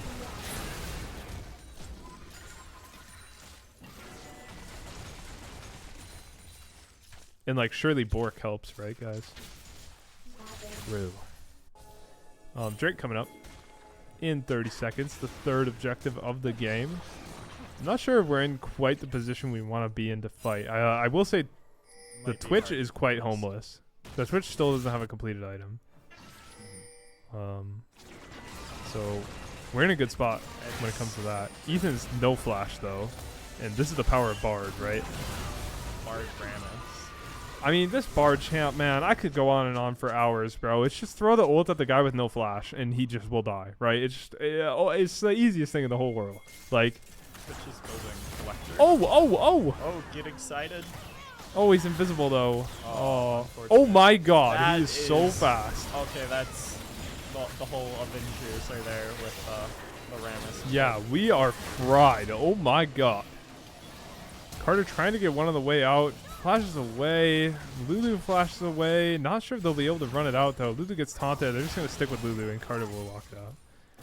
Oh my God. So like they go for, I like the tower turn on the Twitch. They get his flash out, but then they overchase and Rammus is light speed. Meanwhile, another outplay from this Gnar. Puggus Wuggus is going to go down. This is not the cinema we were looking for. That is for sure. 3k gold lead, 2 dragons. This is looking rough. This is looking rough. Not the cinema we were looking for.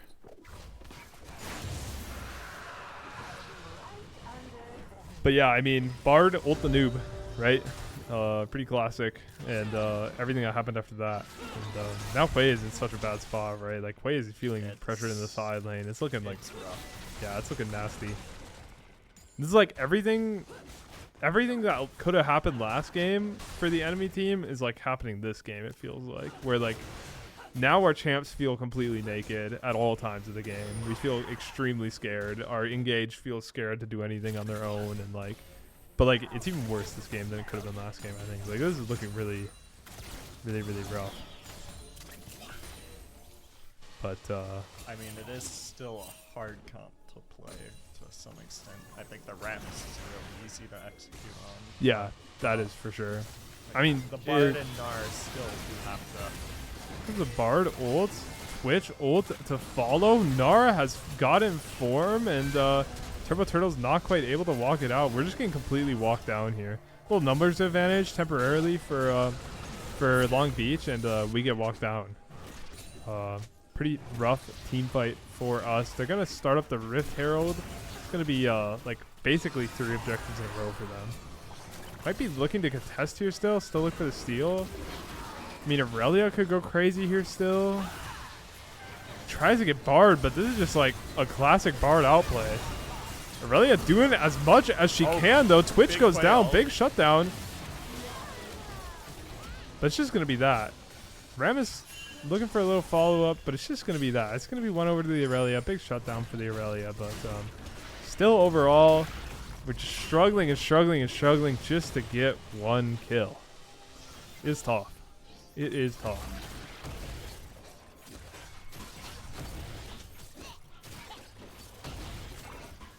And the Rift Herald will go down for CSULB. Too long of a name still.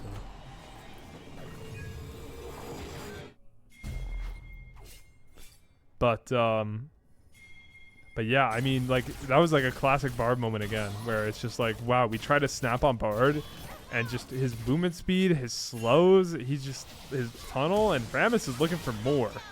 Rammus That was a good ult. Yeah, it was a good ult, and it resulted in him getting stuck in the traps and everything, and they walk it out at least.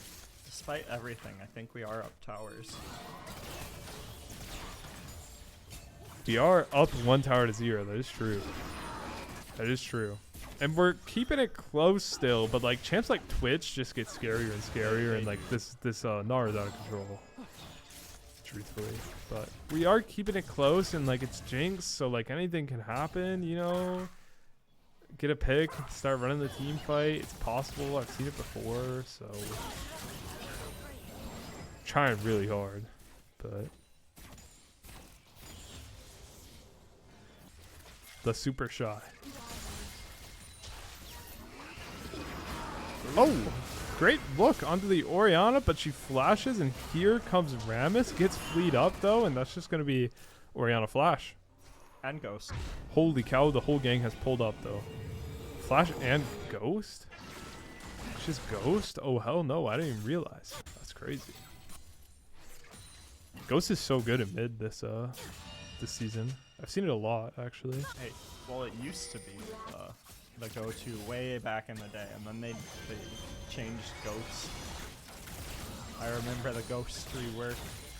Well, I remember when that must have been in like 23, early 23. Oh, it was like 17.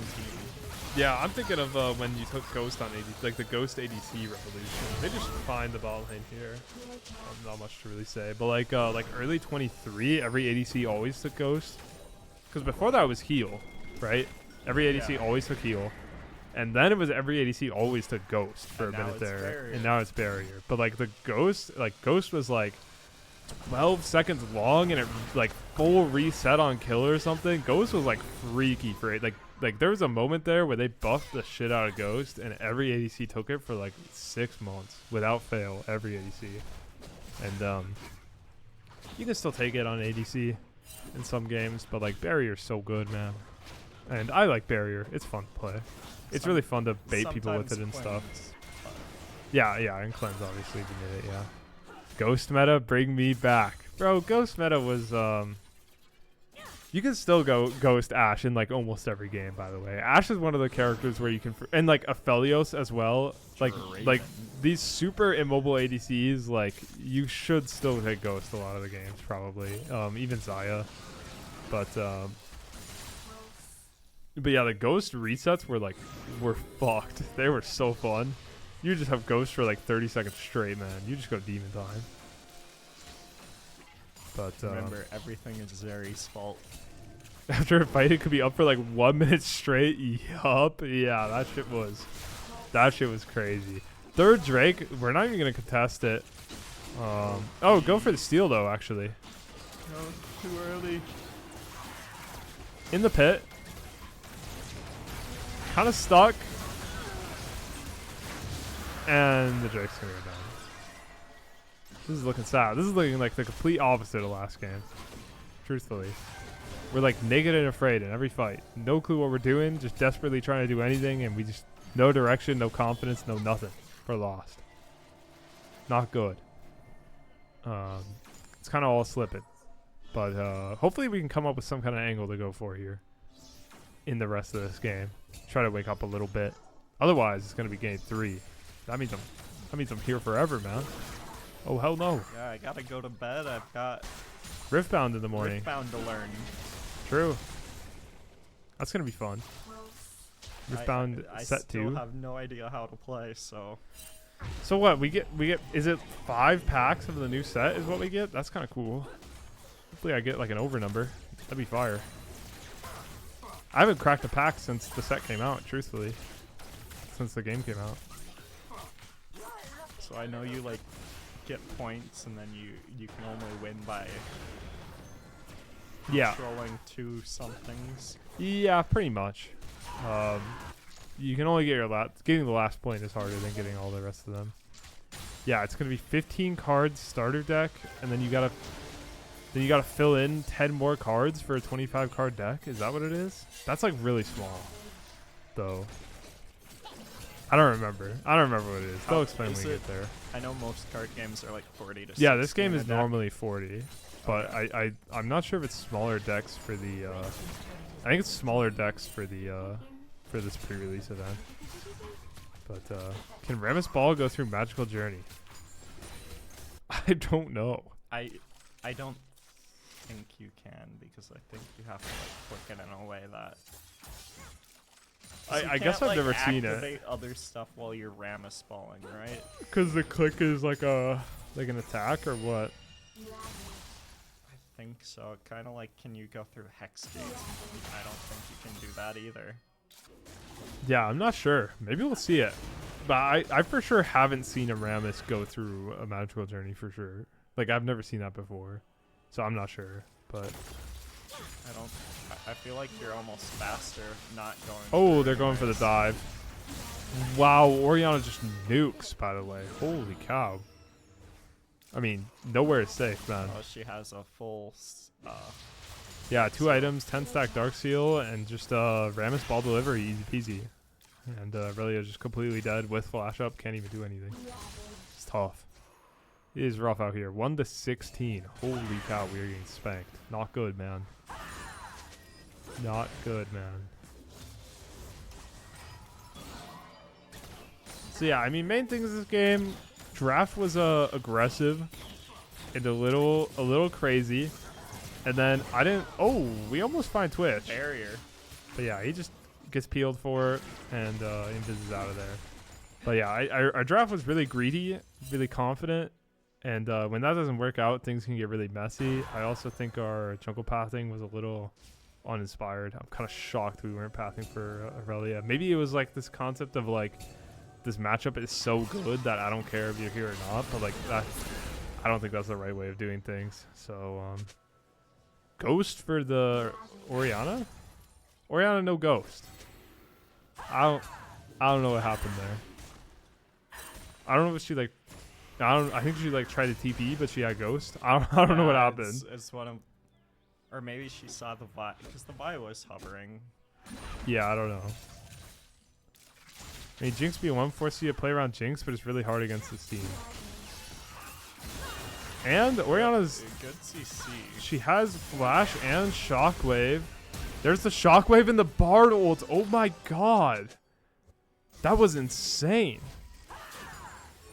That was perfectly timed. That was incredible. That was really well done. Like you can't flash out the Bard ult because you were in the Shockwave, so neither of them could flash. And the Oriana walks out. That was incredible. That was like really, really, really high level. That was nuts. perfect Bard ult to follow up the Ori ult. Wow, that was crazy. Here we go, Dragon Soul. 20 seconds. They at least get the Ori Shockwave. They get the Bard ult. Like, they get good things out of it, right? This is still winnable for sure. They're in a good spot there, I say. Lulu ult, maybe they need to come down. But I think they're in a good spot for this fight. Like, this is the best setup I think they're going to get. So we'll see. Gnar isn't quite here yet. He has to TP in. Let's see if Aurelia can find an ult. Here comes a Gnar TP, though, in Mega Gnar. In Mega, so we've got to wait that out. I think we will wait it out, though. This is, again, the best setup we can be in. I think our best option here, flip the objective. He's mini. He's exhausted. Oh, here's the ball delivery on Jinx, though. And, I mean, Aurelia is getting a lot done. Almost finds 2. Big Quay ult. Big Quay ult. There's the Bard ult. Not getting anything done. Oh, my God. Lulu just exploded. Yeah, I mean, that Rammus with Orianna Ball looked fun and interactive. Nick Schmidt just got instantly one-shot. Nothing you could possibly do about it, truthfully. Yeah, Jinx B1 is scary, is my conclusion. Truthfully. I don't think it's actually a good B1. I think a lot of teams don't know how to deal with Jinx B1, but this team, I mean, Rammus Orianna is one way to do it, bro. Holy cow.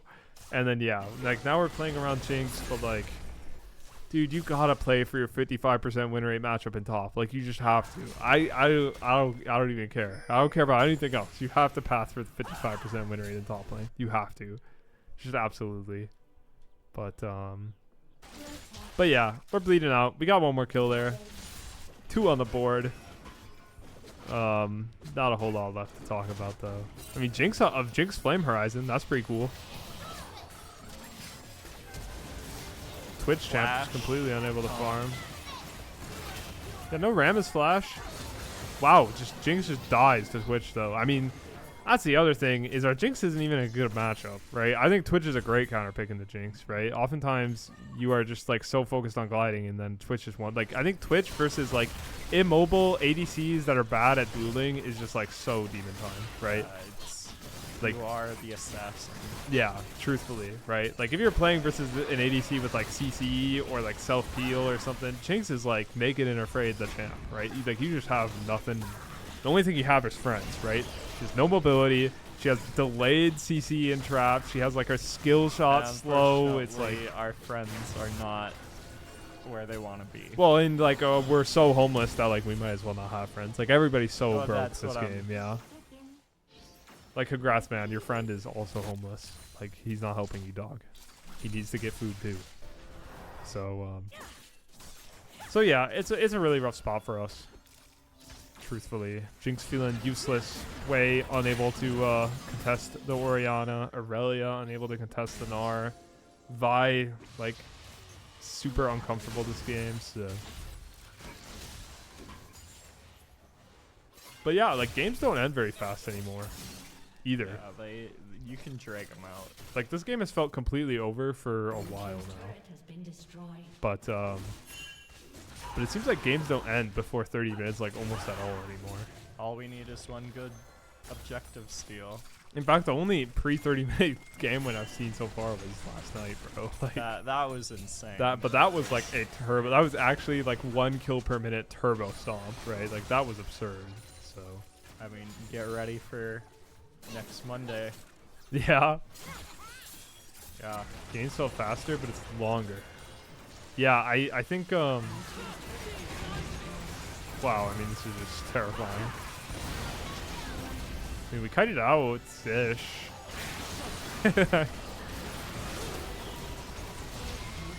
I mean, what's there to say? I think they played that as I think the enemy team played that as poorly as possible. Like, this is our time. Here comes Twitch death. Reset onto the Jinx. Big stun from Puggus Wuggus onto 2. Shutdown. Jinx is excited. I mean, that was pretty cool. Hey, that's shutdowns. I mean, that's something. It's not much, but it's something. No objectives up, but it relieves a lot of pressure. I think CSULB played that as poorly as humanly possible, and we pick up 2 kills for it. So I mean, we'll take it. It's 2 kills more than we had before. Jinx 3 items. We'll take it for sure. No kills on the Jinx still, though. Aurelia 3 items. I mean, that's not bad. Still don't... I mean, she's up item completions on Gnar, but... Yeah, I mean... Down 2,000 gold, though. Wait. Oh, I'm lying. Gnar is a full item. Never mind. So, yeah. Still, I mean, a lot of gold on Aurelia. Still can't match Gnar. A lot of gold on Jinx. Still can't really do anything this game. But, like, it was cool. It was a good play. 300 CS 0 kills are more than 180 CS 6 kills. Yeah, she is up gold. Jinx is up gold. I think the matchup is so bad that like the Twitch is like effectively like stronger than her. Like in like you still can't fight Twitch, but like he can't see us, but he can fight. Yeah, and like they have the same item completions, so like she's not really up gold. Outside of like having Unital, right, which is scary. So like she's up stats in that sense. But yeah, like imagine Jinx had any kills this game though. Like now she's 4 items. What is happening? That was some of the auto attacks of all time. That was cinema. I mean, yeah, it is like 9 CS per minute though. It's pretty good. Like Jinx is at least keeping farm up to like try to make something happen. He's CSing really well this game and last. Yeah. Agree. Elder in 30. This is it. This is for all the marbles. You know what? We could steal the Elder and get excited and get a pentakill with the Elder right now. We can. You guys wouldn't know unless you stuck by and watched this last fight. If you leave right now, you'll never know. Actually, so be ready. This is tense. This is the moment. Put me in, coach. I'm gonna steal this. This is the NDSU Varsity moment that you've all been waiting for. Here we go. Elder on the map. Gotta be worried about the Orianna ball. Gotta be worried about the Bardo. We have flash on everybody except for mid. Like, we have a lot of flashes. Oh, Jinx gets caught though. Now is not looking good. Aurelia is getting work done. Jinx is kiting, but like not really doing much. Aurelia finds Twitch. Almost finds 2. Jinx gets caught though. Aurelia gets killed. I mean, we're just down too much, man. If we're not down so much. It's actually cinema. Yeah, it was. But that's gonna be it for the game, probably. I mean, Elder's gonna go down. It's 5 for 1. Looked a lot better than 5 for 1. Yeah, it was a really good try, but like Rammus is just invincible, and Jinx is just homeless. And like nobody on our team can block Rammus either. Like nobody wants to get hit by Rammus this game. Truthfully, not a single soul wants. I mean, nobody ever wants to get hit, but you know what I'm saying. So, yeah, there's no one that can really afford to take the hit. Yeah, and Jinx starting by getting Bard ulted means she can't like play around flash for the rest of the fight, which means she just is like so homeless for the rest of the fight. And she also didn't get reset off the Twitch because she was, you know, getting touched on a completely different end of the fight. So yeah, it's so hard from this spot. It's so hard at this point.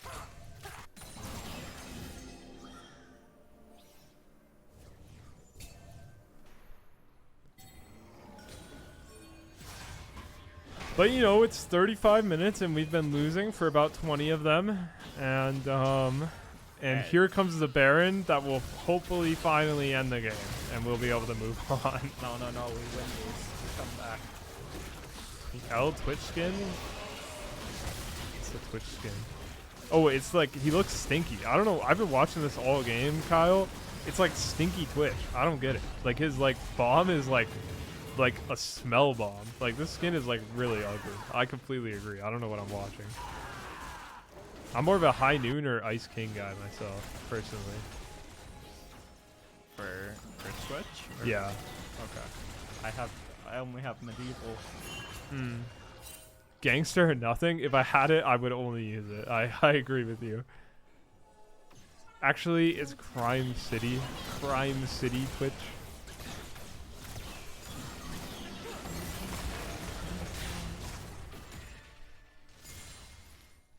It just reminds me of that that like I hear shots edit. You know what I'm talking about? Oh, maybe not. Twitch edit's too funny. This guy's not space gliding though. I'll tell you that. He's kind of just like average. He's average gliding. He kind of looks like me on Twitch. He's kind of a non-factor. Like he's 8 kills, but like also, and he's down 100 farm in a non-factor. It's kind of just beast mode from the top side. Let's CSULB this game. Wow, I'm tired. You gotta get me out of here. I'm sleepy. We got a whole nother game left. Oh hell no! Who told us to start this late? Unbelievable. At least Lily is still banned. Otherwise, we'd really be. True. That's what happens when you That's what happens when you play a West Coast team, man. Pisses me off. These West Coasters. Why are they not just ending? I have no idea, man. I've said that for like 20 minutes. Like this is crazy slow. But like the problem is, it's not like if we stall forever, we'll magically start winning. I don't think. Like we're down so much.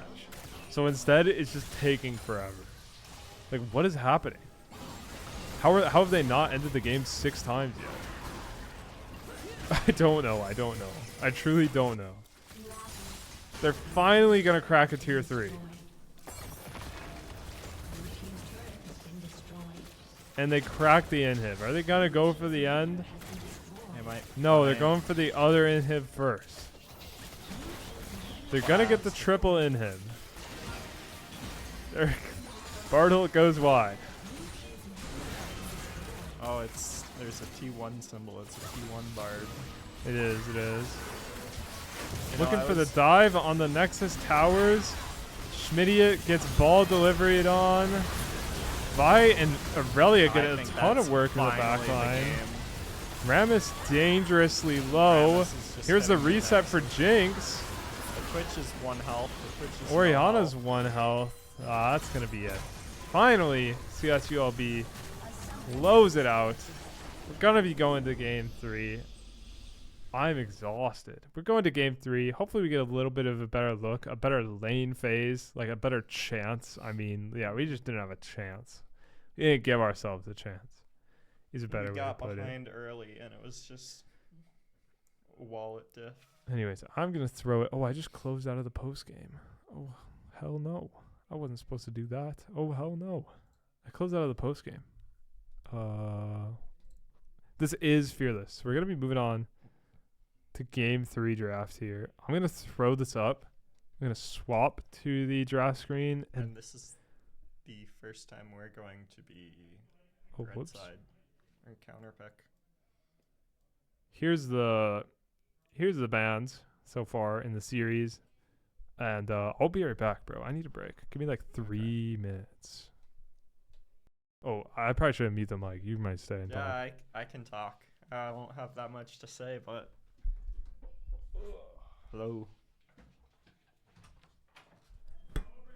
How's it going, chat?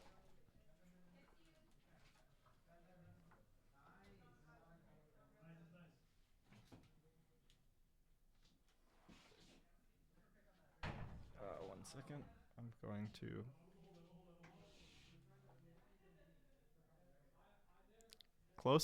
Closer to the mic. Thoughts on butter bread? It's the best thing since toast. Dude, I was gonna bake some bread yesterday, and then I found out I didn't have eggs. So today, after my test, I had to go buy eggs. Dude, warm mac and cheese is also just the best. Thoughts on unbuttered bread? Oh, it's an abomination. You need your fat, you need your calories. It gets cold in the winter. We butter our margin. I'll be honest, I use margarine a lot of the times. I think butter's better, but I'm a cheater. I'm cheap. I've not done PB honey. I've done a couple things. One abomination I've created that you're gonna have to hear me out on is PB and sauerkraut. because they're both a little bit salty. They actually pair pretty well. I haven't gone to Taco Bell in a while. Truthfully, I'm a little bit afraid to go.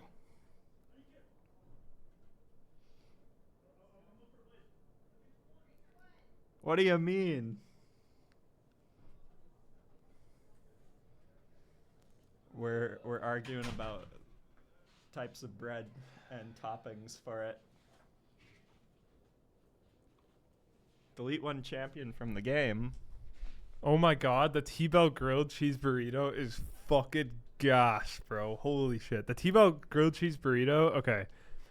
It's like when some days you're like, oh my god, what if I ate to this, man? the most nuclear thing I could possibly imagine?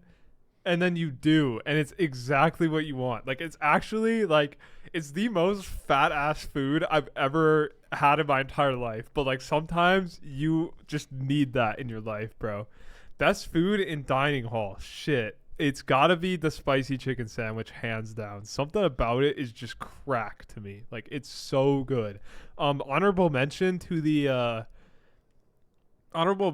build your own pizza and Residence Dining Center. That's probably second best. And then just make your own pizzas in your oven.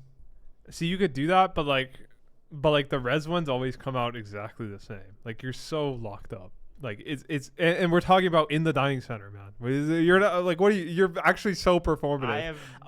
I make my own food. Congrats, that wasn't the question, man. Like, we're talking about the dining center. I don't go to the dining center. I don't have a pass. I'm sorry, this conversation isn't for you. Then it's okay though. It's okay. You can be a passenger for this one. I think it's spicy chicken number 1.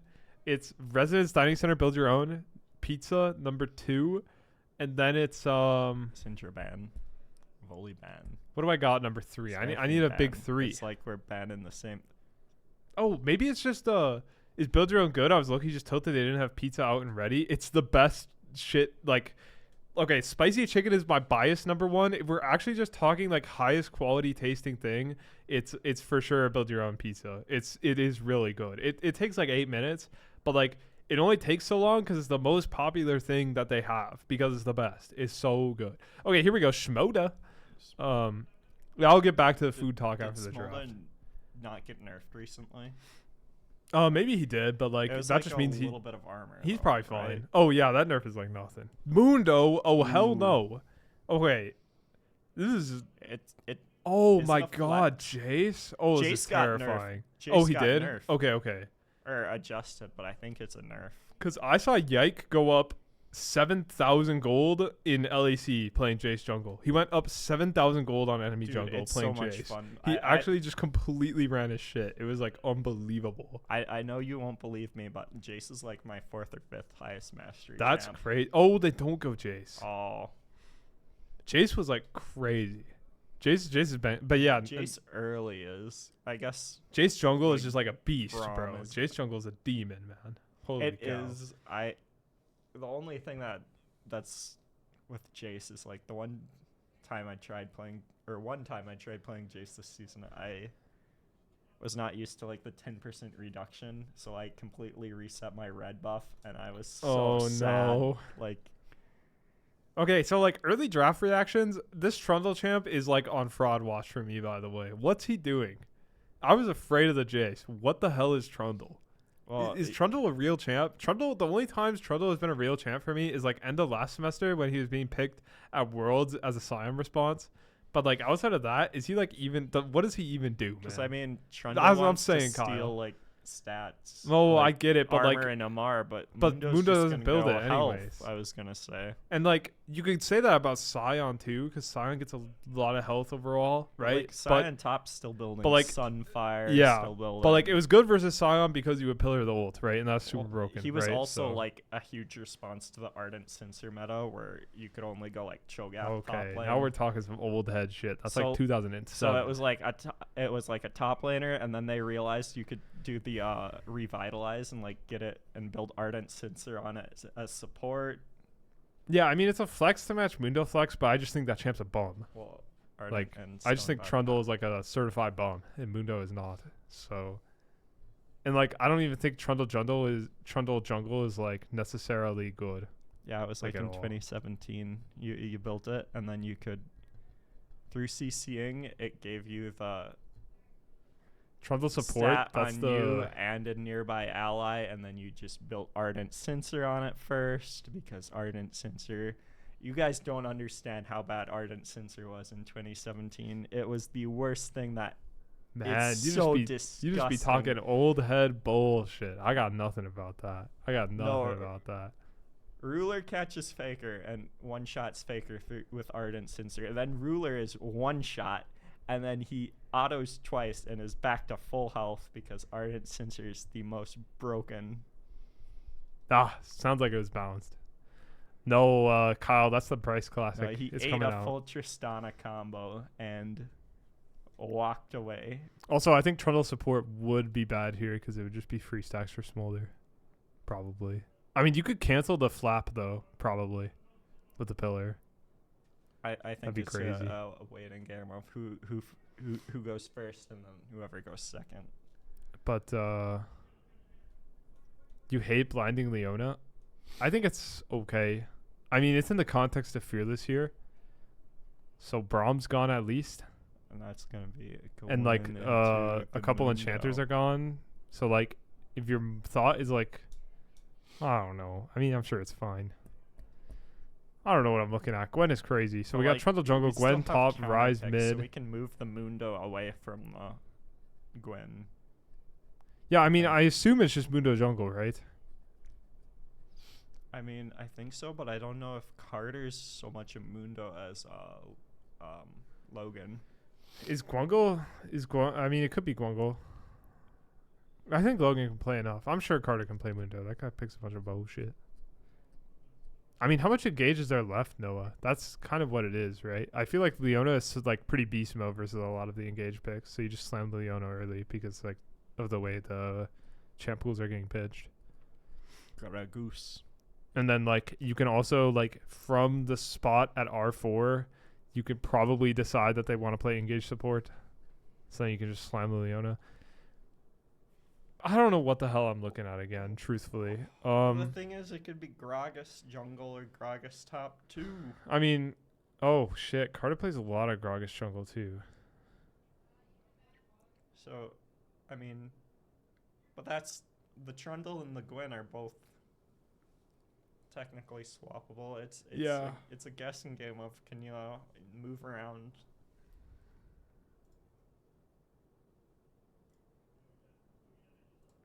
But I think they're waiting for us to confirm that we're ready. You like our draft had sides mixed. I don't know. This shit looks AI generated again. You gotta give me a second. Do we not need to say our game? Oh, yeah, I suppose I could. L draft. I mean, it looks AI generated. I think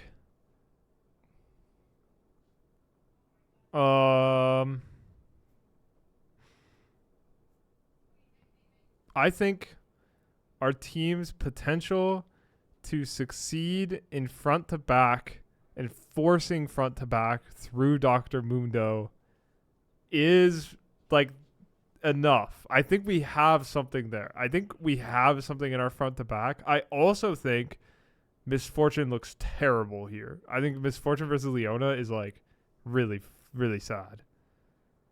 I think Nautilus MF is. I think we have a winning bot.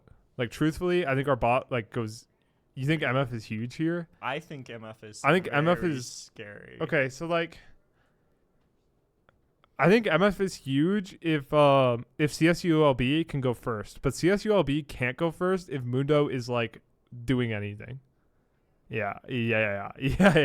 But like if CSULB somehow goes first, then she has a ton of space. Like, and she has a million miles of space. She can like do something. Otherwise, like, yeah, Leona Gragas are super good picks where like she just can't do anything, right? Like, And then she can't do anything like in lane either. So like, I think Smolder Leona, MF Nautilus, good lane for us, good stacks, easy stacks, right? We don't have music playing. Oh hell no. Easy stacks, right? I'm worried about top. I've been worried about top all series. Logan was sounding tilted as fuck in the lab. He was like, this top is dog shit. But like, I get it. He got ganked 100,000 times last game. So yeah, I like what we have. Ari's also a safe enough pick. Good enough matchup in the Rise. Skill matchup here. So I think it's just going to come down to gameplay. I think the drafts are good enough. I like our draft enough. Should be winning enough. Yeah, man, it's gotta be spicy chicken number 1, BYO pizza number 2, and then number 3, give me the hamburger at West Dining Center, bro. I know it's crazy, but like it just hits every time, bro. It comes out of that vat of burger juice, like piping hot every time.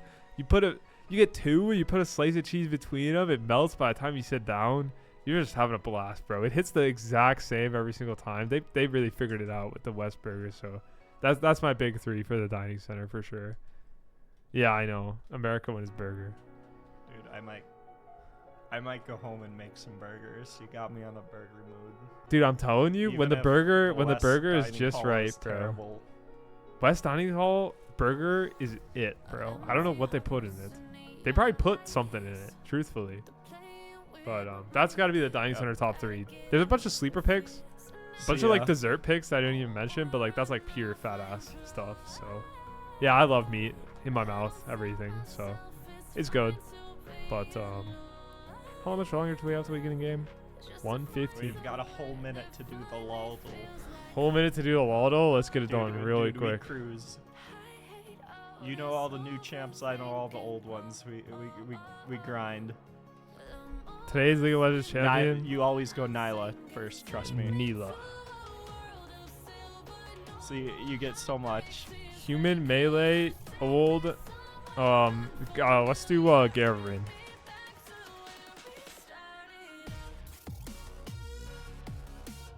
It is neither mana or manaless, so it's not gotta be Lee energy. Sin. It's newer than that though. Lee Sin's like release, yeah. Rengar? And Rengar is not close enough to human. Energy, melee, close to human thing. And top. Oh, Andy's top? It's top with a resource. A human top with a resource. Human top with a resource, not super human new. top with a resource. Oh, is it who? He uses energy.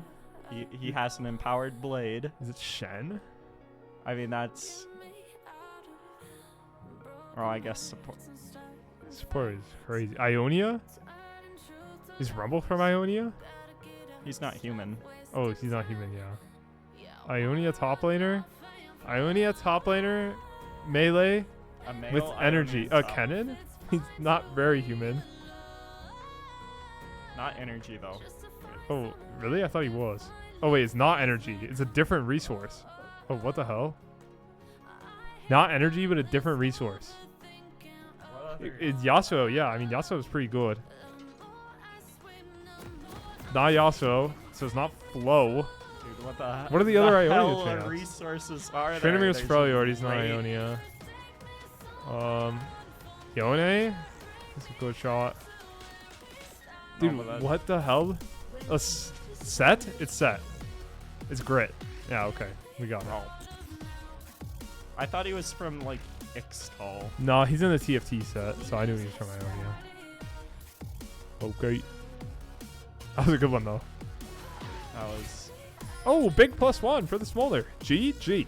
It's over. We got the first damage. They should just forfeit. I agree.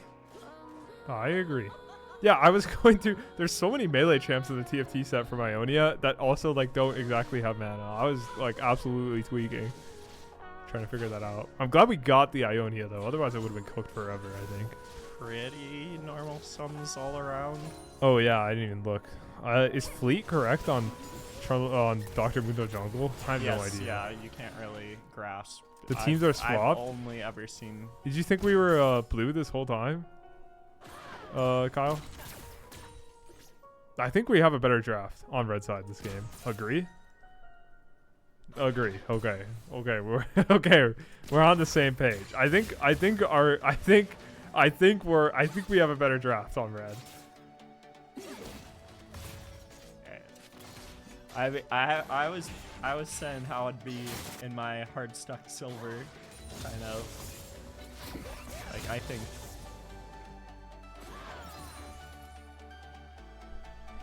I don't think it's much better. I think it's close. But yeah, I still think if Carter said Slammy Trundle on B2, he's getting fired, bro.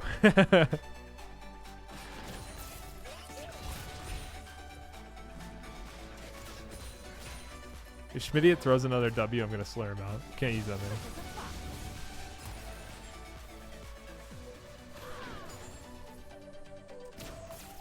But yeah, relaxing ass bot lane to start.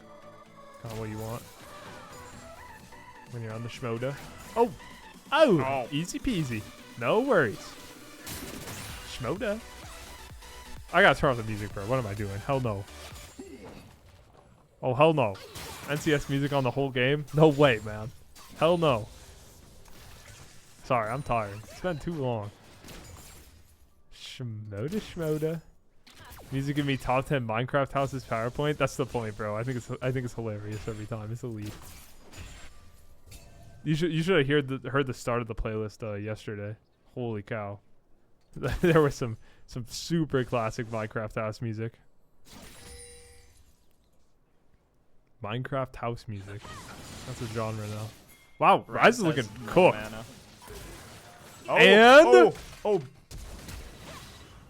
Oh, needed to flash. Yeah, we should have. That guy was cooked for sure. That guy was the greediest shit I've ever seen. We should have flashed for him for sure. Good try though. Get his flash out at least. And don't get the double crab though. Okay, Mundo, you gotta go home, dog. But we're chilling. Biscuits in 2-6? Yeah, I don't know either, man. Just take the cash back, bro. Just put the cash back in the bag. I don't get it. Maybe they nerfed cash back, actually. I didn't read the patch notes. I don't think I saw anything about cashback, but you know, that's not really a rune I ever use, so. Feels like every ADC this season is taking cashback and triple tonic. Are they good on support? Junglers were taking triple tonic that like take first strike, and I'm like, I don't know how to use this effectively. Dude, I saw even junglers I saw not taking cosmic, like, and opting in to take triple tonic cashback. Yeah, like it's so broken. Okay. It's so that's broken. Like for Jace, I know. I was taking it on Silas, I think. I was taking triple tonic cashback. Feels great. $1 million. It feels super good on AEC. Oh yeah, you are the resident Silas player. I am the performative Silas jungle player of the club. Catch me in Norm's games tearing it up, but it's nothing serious. He has so much fun. He is a complete blast, yeah.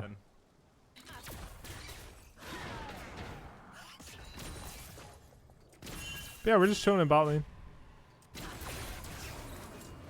It's not going exactly as planned, but it's going alright. Oh, level 6! No Bumba. I think Trundle is trying to sneak a dragon. Yeah, I think we're aware, but we're on the opposite side of the map, so. Yeah. We'll just take the second, second Scuttle Crab and call it good. I mean, second Scuttle Crab is about as good as a Drake, low-key. I'll say it. Second Scuttle Crab might be... I think if I was a jungler, I would flip the entire game on second Scuttle Crab every single game of my entire life. It's like, how do you not? We're starting to get chipped out quite a bit in bot, but like, it's been a minute. Both bot laners probably have about 1,500 gold. Yeah, 1,600 gold for both bot laners in pocket. Look at Drake for enemy Gromp any day. Yeah, that's just because you have hate in your heart, though. Big electrocute proc. Charm goes a little wide. Otherwise, that would have been a huge trade, but still. Yeah, I mean, trying to take advantage of just how low our bot lane really is, right? Just completely low on mana and health and resources. And, I mean, yeah, we're forced to flash out, and we're going to pick up this wave and get a little bit of a worse reset than them. And yeah, I mean, it's a good look from CSULB there. Although, if we just freeze the wave here, it's like actually a a better base for us. I'm not sure on what the wave state ended up down there, but I think in another 3 minutes I'm going to get a Smolder's stack check. yeah, I've been thinking about it, but big game 3, indeed, green guy. Indeed, game 1 was incredibly well played. Game 2, we like did not make it out of laning phase successfully. Yeah, it was. And then like the game still went almost 40 minutes. It was actual suffering, low key. But this game, so far, so good, right? And the worst part about last game is like we were up 1K for like most of laning phase, and then like end of Series of unfortunate events. gotta say, big fan of the top lane pick for blue. I will say that's another thing about Smolder is like if they can't close out, Smolder gets more and more value as the Yeah. game goes. 100%, and they have less of an ADC killing machine as they did last game. Oh, last game bits they were playing. So we B1 Jinx, but then we end up playing Aurelia versus Gnar. So like we're not playing like super hard for Jinx carry, but Jinx ends up being like our only carry on the team, right? Jinx is the only one who's like made it through the game successfully and like kept farm and stuff. Their Twitch was one of the ADCs of all time. They had Rammus Orianna, and they just ball delivered on our Jinx over and over and over again. Just no chance. Well, So- it was the Bard that was always. Oh, Bard too. Yeah, I mean Bard would get a flash out before the Rammus Orianna came in too. So, what happened to the Aurelia? So we passed bot and the Rammus path top, and yeah, we were playing Aurelia versus Gnar, and we passed bot, and I didn't like that at all. And then the Rammus just path top over and over and over again. We secure a grub for ourselves, Yeah, we get one. which is fine, I think. Missed Yeah, it was so Zenith blade. close. Yeah, it was actually just gank after Everyone gank after has gank. six. No. Yeah, I agree. As much as playing for Jinx is all fun and good, we just cannot. I thought weak siding Aurelia was insane, low key, but you know, whatever. So yeah.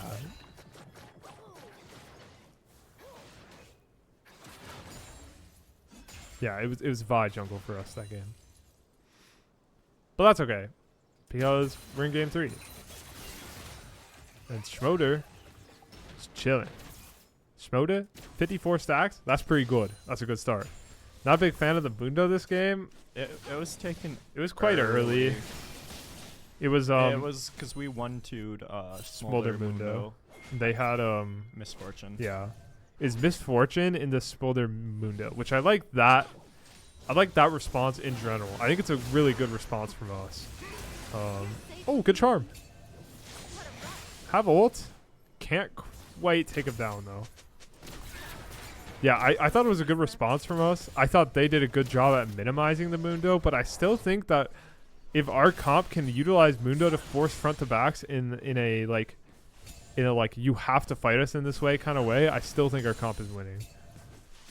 But I just don't know if Mundo will be strong enough when dealing with champs like Ryze and Gwen and Trundle.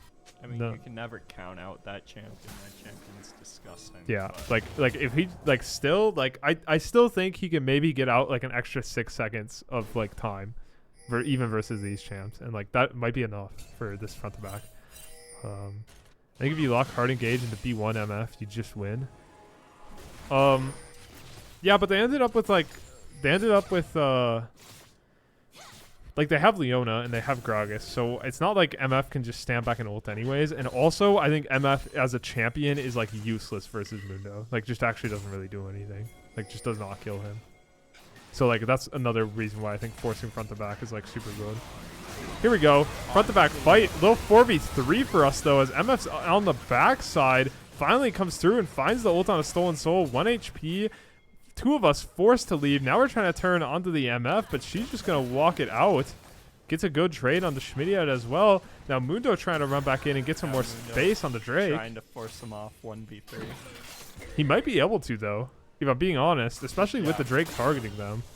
And, like, it's Mundo. Like, this guy is just a beast in these skirmishes. Still has ult online, right?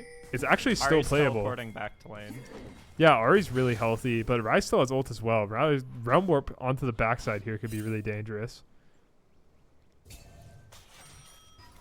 Rye's gonna pop a recall, or he really wants to, and we at least forced them off it. Yeah, we forced them off of the Drake. And we're going to start it up ourselves even. And I think we're going to be able to take it down.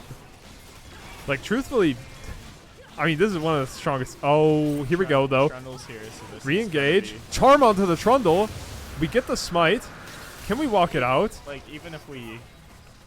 I think oh, MF hit. This is looking great. MF goes down. Yeah, Ari, 3 ults, gets the charm. Rye's going to go down as well. Beautiful. I think their ADC has struggled with positioning all 3 games. Double kill for the Leona. Okay, like, well. Even game 2.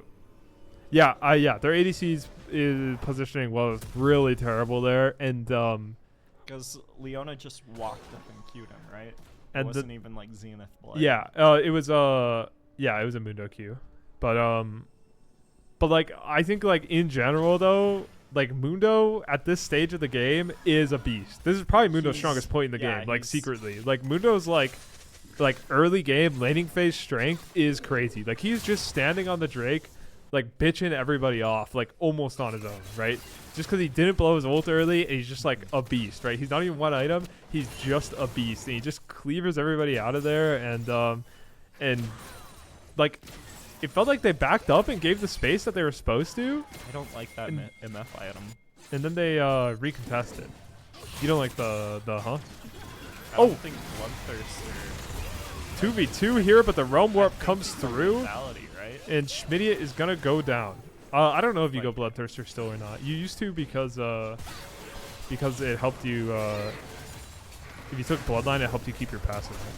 Oh, I thought you go like Axiomark or. I think you either go Lethality or you go PT. Is probably the build. Oh, it was I guess she did go the first strike. Oh, so maybe I would have. Yeah, if you're going first strike, you probably go Lethality. But yeah, you do go BTs for the shield. So if you take like a little bit of minion damage or something, it doesn't drop your W move speed because it only hits the shield. So you keep. That's why you go it. But if she's going first strike, she probably should go Lethality. But I don't know. I'm not familiar with the Misfortune 2026 build overall. But I know, like, in the past... I go ARAM, and I build full AP. I call it good. In the past, if you were choosing between Lethality or BT, that's why you would go BT, is for the shield.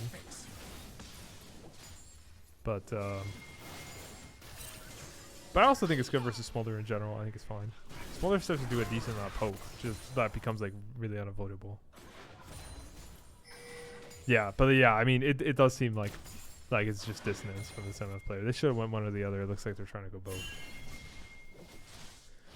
But yeah, overall, coming out of laning phase in a good spot, in my honest opinion. We outscale, in my opinion, quite handily, I think. It's kind of close, but like not really, right? I think Gragas can be a beast this game if he itemizes correctly. I think it's scary. Oh, here comes Gwen. Gwen is a champion for evil people. Oh! Bomba. Oh, we're here. Oh, yeah. Oh, we got her. Bomba. One goes down. We're going to look to turn the fight on Trundle next.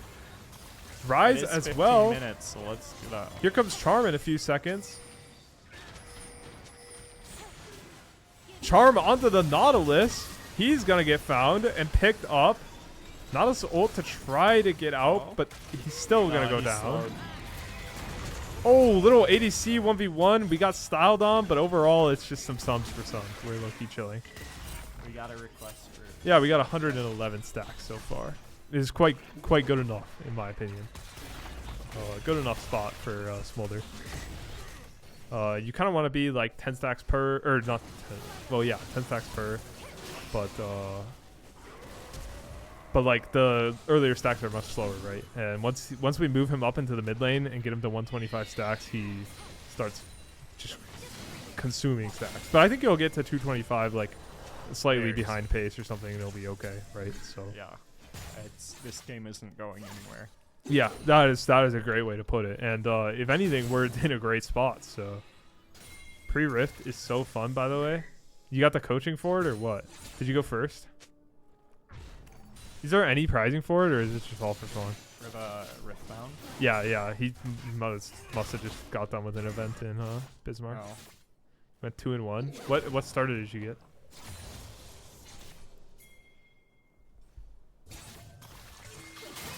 Extra pack per win is normal. Is it? And it's the new set packs? Oh my god, that's serious shit. That'd be a blast.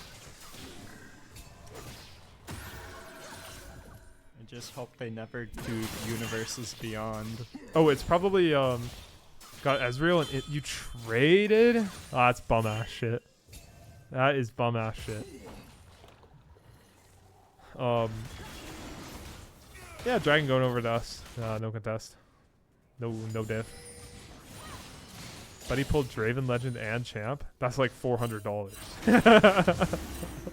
that's like $400. He just played Draven. That's so funny. Oh yeah, am I gonna need sleeves if I'm gonna proxy energies and stuff? I don't know if I have. Yeah, I should probably bring sleeves. Or buy sleeves. I could bring some sleeves. I mean, it's not like... I'm sure they don't care actually for playing, though, in the event. I'm sure they don't really care. Wait, do you draw energies, like lands, or like they just like... You get... okay, we're Rift early mid.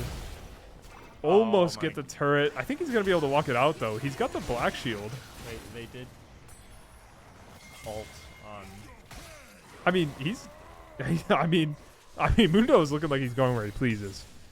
Yeah, so the runes is, they're like lands, but you always flip up 2 per turn. Okay. You have a separate little rune deck, and you always get... kind of like Pokemon. Yeah, you get not like 2 new... But it's like a separate deck. Yeah, it's a separate deck that you always get 2 per turn from, and then they like function as a land. You can tap them to get energy, and then you can like exhaust them to get a power. So... Okay. Oh yeah, they should probably have runes, honestly, because the rune boxes came out now. Yeah, being able to use 3 domains is going to be wet and wild. How many cards in the deck? 25 for the pre-rift event? Or is this full 40? 25? 25 card deck, 3 domains is so... Oh, it's 25 or more. You were 26 because you just didn't want to run garbage. Yo, what am I hearing? Something in here is running an ad. I'm out. Okay. Because, yeah, you probably don't want to run more cards than you have to for the most part, right? Yeah, the fewer you run, the quicker you get to where... As long as the cards you're running is actually good. I don't know if there's mill decks in Riftbound. There are for sure. There's like there are for sure. Especially if you can run 3 colors to like multi-mill. Yeah. I mean, like mill as in just like going through a bunch of cards, right? Yeah, as in like decking out your opponent. Yeah. You can't deck out. I think you just reshuffle. Yeah. What? I'm pretty sure you just reshuffle in this game. But like there's like hardly that much draw to begin with. There's like your own deck can be like really draw oriented this next set and you will go through a ton of cards, but that's about it. Like there's like draw is like pretty weak in this game. Like there's not a ton of draw, so. Oh, you give a point though if you have to reshuffle? Okay. That's at least interesting. Can it be the final point? I assume so, yeah. Usually if it's like gain a point that isn't from like the normal ways of getting a point, you just always get the point. Okay. So like the Yasuo legend, or no, one of the Yasuo cards, one of the Yasuo champs is if you move me 3 times in 1 turn, gain a point. That just always gives you a point, regardless if it's the last one or not. So okay. In multiplayer, you choose which opponent you give the point to. Okay, that's cool. Oh yeah, is this singles or is it? It's gonna be singles, yeah. But can you play multiplayer? Yeah, there's doubles and there's 3s and there's 4s. Yeah. So what you're saying is after the tournament's over and I'm 0 and 4 eliminated. Like we might as here comes a gank though on Puggus Wuggus. The flash Nautilus ult to find him. He still has his Bomba. Oh my god, he bombed them all into him. Oh no. Not like this. But we get so much on the other side of the map. Yeah, our cross map is looking good so far. We got a lot of pressure on the mid tier 1. That's actually down. And then we get some plates on the bottom side. We take all of the bot side jungle. It's honestly not that bad. We're still in a really good spot. Stack check. That's communications. Smolder at 174. He's on his way. He's on his way. He needs to take his Mundo's chickens, if we're being honest. But speaking of Mundo, Truthfully. also getting ran down. Bonk. I think he goes where he pleases. We got a TP to try to catch him as well, and also it's a Drake fight here in 30 seconds, so they're looking to get set up. Here's Gwen. Gwen's one of the champs that probably could hurt him a little, but he's still 2 items. The Mundo is 2 items. He's gonna go where he pleases, so. So yeah, this is looking really good setup here. Like, we forced a TP, and like they TP'd early to set up, and they're still getting bitched out. Oh, hook good. Lands. Forced a flash. This is great. We have great control over the river. Did she need to flash there? No, probably not, but I don't know. I think our draft is good. I think Mundo is a beast this game. I think Ryze and Gwen shredding Mundo is like a myth. These are AP champs. They ain't shredding shit. Here comes Gragas. Puggus Wuggus with the Bomba. TPing in. Front to back. Here comes the MF ult, though. It's not even that good, though. I think we're in a good spot. There's the Gwen gaming. There goes Trundle. Gwen's gonna get taken down. Beautiful charm. Bomba on the back line. MF gonna go down. Hook onto the Ryze. Ryze charmed up. It's beautiful. I tell you what. We go 5 for nothing. 5 for nothing. Ace on the dragon. It's beautiful. We got the dragon as well, and now we're running straight to Baron. Cinema. 225? That's a great question. Timsol is 197. Underrated, not even 225. but like it's still good on Mundo. And yeah, like, it's so perma underrated. It's actually good. I like it, and like everyone's like it's the worst soul. And yeah, it's on, completely like, broken on Gragas Mundo. I love Timsol. Like I don't think it's the best. I think everyone knows Hex is the best. Yeah, but, like I think it's probably the worst, but it's not even bad. I'd almost take it over like a mountain or even a ocean or fire at times. And we all get out with the Baron buff. This is beautiful. This is beautiful. I'm telling you, man, this Mundo champ versus fake ADCs is a beast, bro. He's a beast. Truthfully, nothing can stop this guy, right? And now everybody is in a great spot. We got Super Mana Gragas, we got Super Tank Mundo, and Ari's like smacking 9 stacks. Smolder approaching 3 items, approaching 225. He's about to become inevitable. This is good. This is really good. So, but yeah, for the Riftbound event, I don't see why we wouldn't just like get done with the event, and then like we all have our dumb little decks anyways. We could just play against each other some too, play some multiplayer if we want even. So. Arctic Ops is probably the best Gragas skin. It's so awesome, bro. It's iconic. At this point, I should mention I'm banned from Paradox. You're banned from Paradox? I am banned from Paradox. Aren't we going to Paradox tomorrow? I thought we were going to the West Acres. I thought we were going to Paradox. Yo, why the hell are you banned from Paradox? I don't want to get in. No, I'm kidding. I'm kidding. Oh, shit. And Smolder. MF is dead. Ryze on the backline though. Smolder has to be careful. He's rooted up, dangerously low, tries to flash away, does get taken down, but doesn't even matter. There goes Gwen. Ryze is forced to run. Nautilus bombed in, but he hits the Spider-Man. Well. He hits the Spider-Man. He's gonna get out. The Spider-Man hook. He gets out. Ryze walks out. Gonna recall. Try to defend the base. 4v2. See if they go for the ending. Tier 3 turret goes down. On to the inhib next. But they low-key don't take the turrets very fast. They're gonna call it off, I think. They're gonna go for it. They're gonna go for it. I don't think they have it. One. I think we can get one. Oh, Ryze caught. Shield popped. Super low, but MF is back. Ult does a ton of damage. Now they're trying to force on her. Hook lands. I think this is greedy. Yeah, this was a little too much. I think we could have snuck with one and then back. I will say, as strong as we are, man, it's so nice to have Smolder with us. Man, Smolder is a beast. We need Smolder. He's 225 now as well. Smolder's almost back, though. They could maybe kite this out. They could maybe actually play this Nautilus super low. Stacks applied. He There's the exploded. execute. Gwen is immune. W doesn't quite land. Trundle trying to box. Yeah. We just gotta call it off, man. We gotta get out of here. We Oh, won. TP. We're gonna keep it going. Open Nexus. Can we get it? They're all respawning. Here comes the pillar. Good peel. Good charm. Guys, you got Dragon in a minute. Just back Ari off goes and- down. Defensive Bomba. We gotta. I mean, you can't end the game before 30 minutes anymore. It's impossible. We're in no rush. We've got Smolder. If Smolder didn't die in the first part of the fight, they would have ended for sure. But it's so hard without him. So just had to. A little too greedy, a little too risky. We're fine. We're up 9,000 gold in 27 minutes, or 8,000. We're totally fine. So. Oh, we're on 7. Just double conquer true. I mean, true. True, and true. Yeah, I don't think we had Thousand Tail Watcher. I don't swinging, think as you were wanted to saying. go in there, Ali. I saw that Zenith Blade. Yeah, we're just gonna. That looked like a me Zenith We're just Blade. gonna flash out of there, but Drake up in 13. We got position on it, and that's all we need, right? Position on the objective with Smolder. We got the perfect setup. It's hard for them to walk in. It's Dragon Soul, unless we see like a crazy steal. I mean, Trundle no flash. I don't even think Trundle's gonna be able to get into the pit. We'll see if he even tries.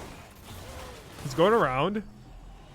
Rise is calling it off. They're not even trying to get the soul. They're giving soul. Well, that's not good. I think Mundo and even Gragas. Yeah, Like- Gragas is going to be beast mode even. Okay, here we go. See if we can end now with the Dragon Soul. We got Super Minion. Turrets aren't close to respawn. Oh, they are kind of close to respawning. That doesn't matter. Mundo They're just going to walk him down. going where he pleases. Here comes the Nautilus ult.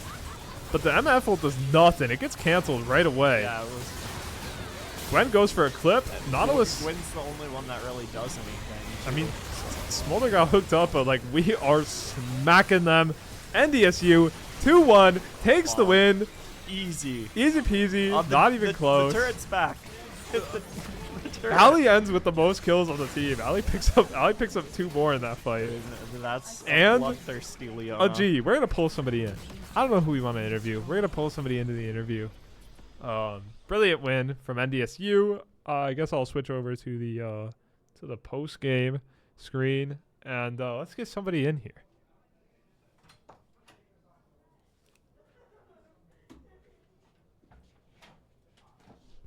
Hey.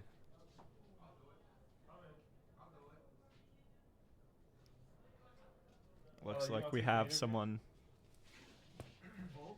I'll let you. You'll let me take the interview? Yeah. Okay, I'll save you. Man, I was here yesterday. That's true. Logan back in the caster seat once I'm here again. Okay, let's just go through the whole night. How did we feel The going whole into cabango. the series? How did we feel before it started? Do we even remember? We It was felt a while good. ago. We felt good going into the series. Felt good. I saw you guys had some good warm-up games. Ethan was like going crazy in the warm-up games before the series. You guys felt pretty confident, and then going into game 1, I don't know what ended up happening. They swapped out a player, I guess. They had a player that tried to join those unranked and not on the Yeah. What? roster. What? They had a name change. And they Yeah. didn't Like tell what us role was got CC. swapped out? at That the was end of the day? ADC. ADC. Okay, because their ADC was quite bad. So I guess that makes sense. Also, what the hell is going on with this? What is this? Oh, what the hell is that? Good well, question. Whatever, man. Sorry, I'm tweaking. Anyways, game 1. Game 1, you were playing. Game 1, you were Oops. on. Oops. Game 2 was Aurelia. Game 3 was Gragas. Game 1 was Mbessa. Mbessa. Oh, the Mbessa. So yeah, you got like slaughtered over and over again. Just kept getting caught out by the ult. Yeah, and like I was like, oh, he dodged the E, and then he would just keep clicking at you, and then he would Q you for like your entire health bar, and you just get Yeah. slaughtered. But those late game team fights followed up really well. I mean, you did what you needed to do in the team fights. I wasn't too like crazy about dying because I knew I was out Yeah. farming the guy. Yeah, and overall, like, holy cow, Carter and Ethan in game 1 were just like I feel like they generated so much like pressure. And Oh, goal the and Lux, stuff. yeah. We think And, the like, Lux was the Yeah, main Lux was reason. going crazy, and like the two of them are dancing around the Void Grubs fight and stuff. Like super good stuff. Game two, I don't think we talk about game 2. Game two, I low-key have no idea why Carter Path fought. But like it's fine. I don't know. You guys kind of just like, I mean, the comps were really like scary in game two. They're both like very like they like both of the comps in game two like didn't quite pass the eye test in a way where it's just like, well, something is gonna happen this game and that's Yeah. gonna be, and then like Nick's the only guy who has like farm at all, and then like he just keeps getting Oriana Ramist over and over. But game three looked a lot like game one to me, except for this time you were winning too. So like then we were just like super winning in this game, it felt like, right? Yeah. Everything felt controlled. I don't know if you guys know, I don't know if you guys feel it, but in game one and in game two and in game three, like, I mean, game two it fell apart, but even in game two, like you guys just coming out of laning phase, like reaching like minute 10, 11, 12, you guys are just always up gold on these guys. Just laning Yeah. better, getting up farm, getting up tempo in jungle, like just overall just solid. Did you guys feel that? Did you guys know that? I think we knew that we were up pretty much every lane. Maybe not in kills, but yeah. Because the second game, the Remus was just everywhere that he needed to be. Yeah. Anytime I wanted to get a kill, I would go on the Gnar, and then Remus would Yeah, be there, for and I'd be sure. like, Yeah, well, the Rammus for sure like, was oops. just running the map in game two. But no, I think we all were pretty confident still. I mean, second game, it happens. Yeah. But like overall, I'm super impressed. I mean, everybody's laning phase looks super clean. All the drafts looked like winnable enough, I think. For sure. I thought this draft was super good. I like the thought process behind it. I don't know. Bits was saying like, oh, maybe the Gwen and the Rise can like tear through the Mundo. Bro, this champ is a No. beast, bro. I think you see MF get picked, you go, that's a fake ADC, and then you pick Mundo, right? And then think- you're just like locked I think in. they had you to know? put Gwen jungle if they wanted to try to do something like that. It was instead really of weird. I Trundle. wasn't sure where everything was gonna end up because they picked and like, oh, Trundle, we bro. weren't either. I was not sure who I was facing. Yeah, and like, but like at the end of the day, bro, like also like Trundle, that's got to be a fraud, bro. That champ is such a fraud, bro. He's like, very bad right now. I Except think- I think his best role is support. see, somebody said that. Oh, Kyle said that in the chat, and I thought that. I mean, I That's thought it because was. it's the Bando Pipes procs on his Q. Oh, yeah, that makes sense. But yeah, I mean, the only time I remember Trundle ever being good is like one forever ago, and then like two, like obviously like at Worlds you would pick him versus Sion, right? Yeah, because you just blocked. But, like there's no Sion in this game. It's No. Mundo, and like that's a very different thing. So yeah, I thought it was a really solid series. You guys played overall like super like consistent, right? Like game two, it blew up, whatever, right? But like game one and game three, just super controlled, super good. So Yeah. yeah. Any other thoughts on the series tonight? No. I mean, I have no more thoughts. I mean, game on Monday. Who you guys play on Monday? Do you know? No. Oh hell no, I don't know. No, either. we have a bye week. I Oh, think we have a bye really? week this next bye week. week 1. Or is it this week was a bye week? I think this week the league didn't start yet. When's our bye week? When's our bye week? Is next week a bye week? Do we have a game? We don't know if we have a game. I have no clue. Where's Allie? Big Bombas, Adam Bits says in the chat. I agree. Thank the you. Bombas. I thought it was so funny when you No. got 3-man. No.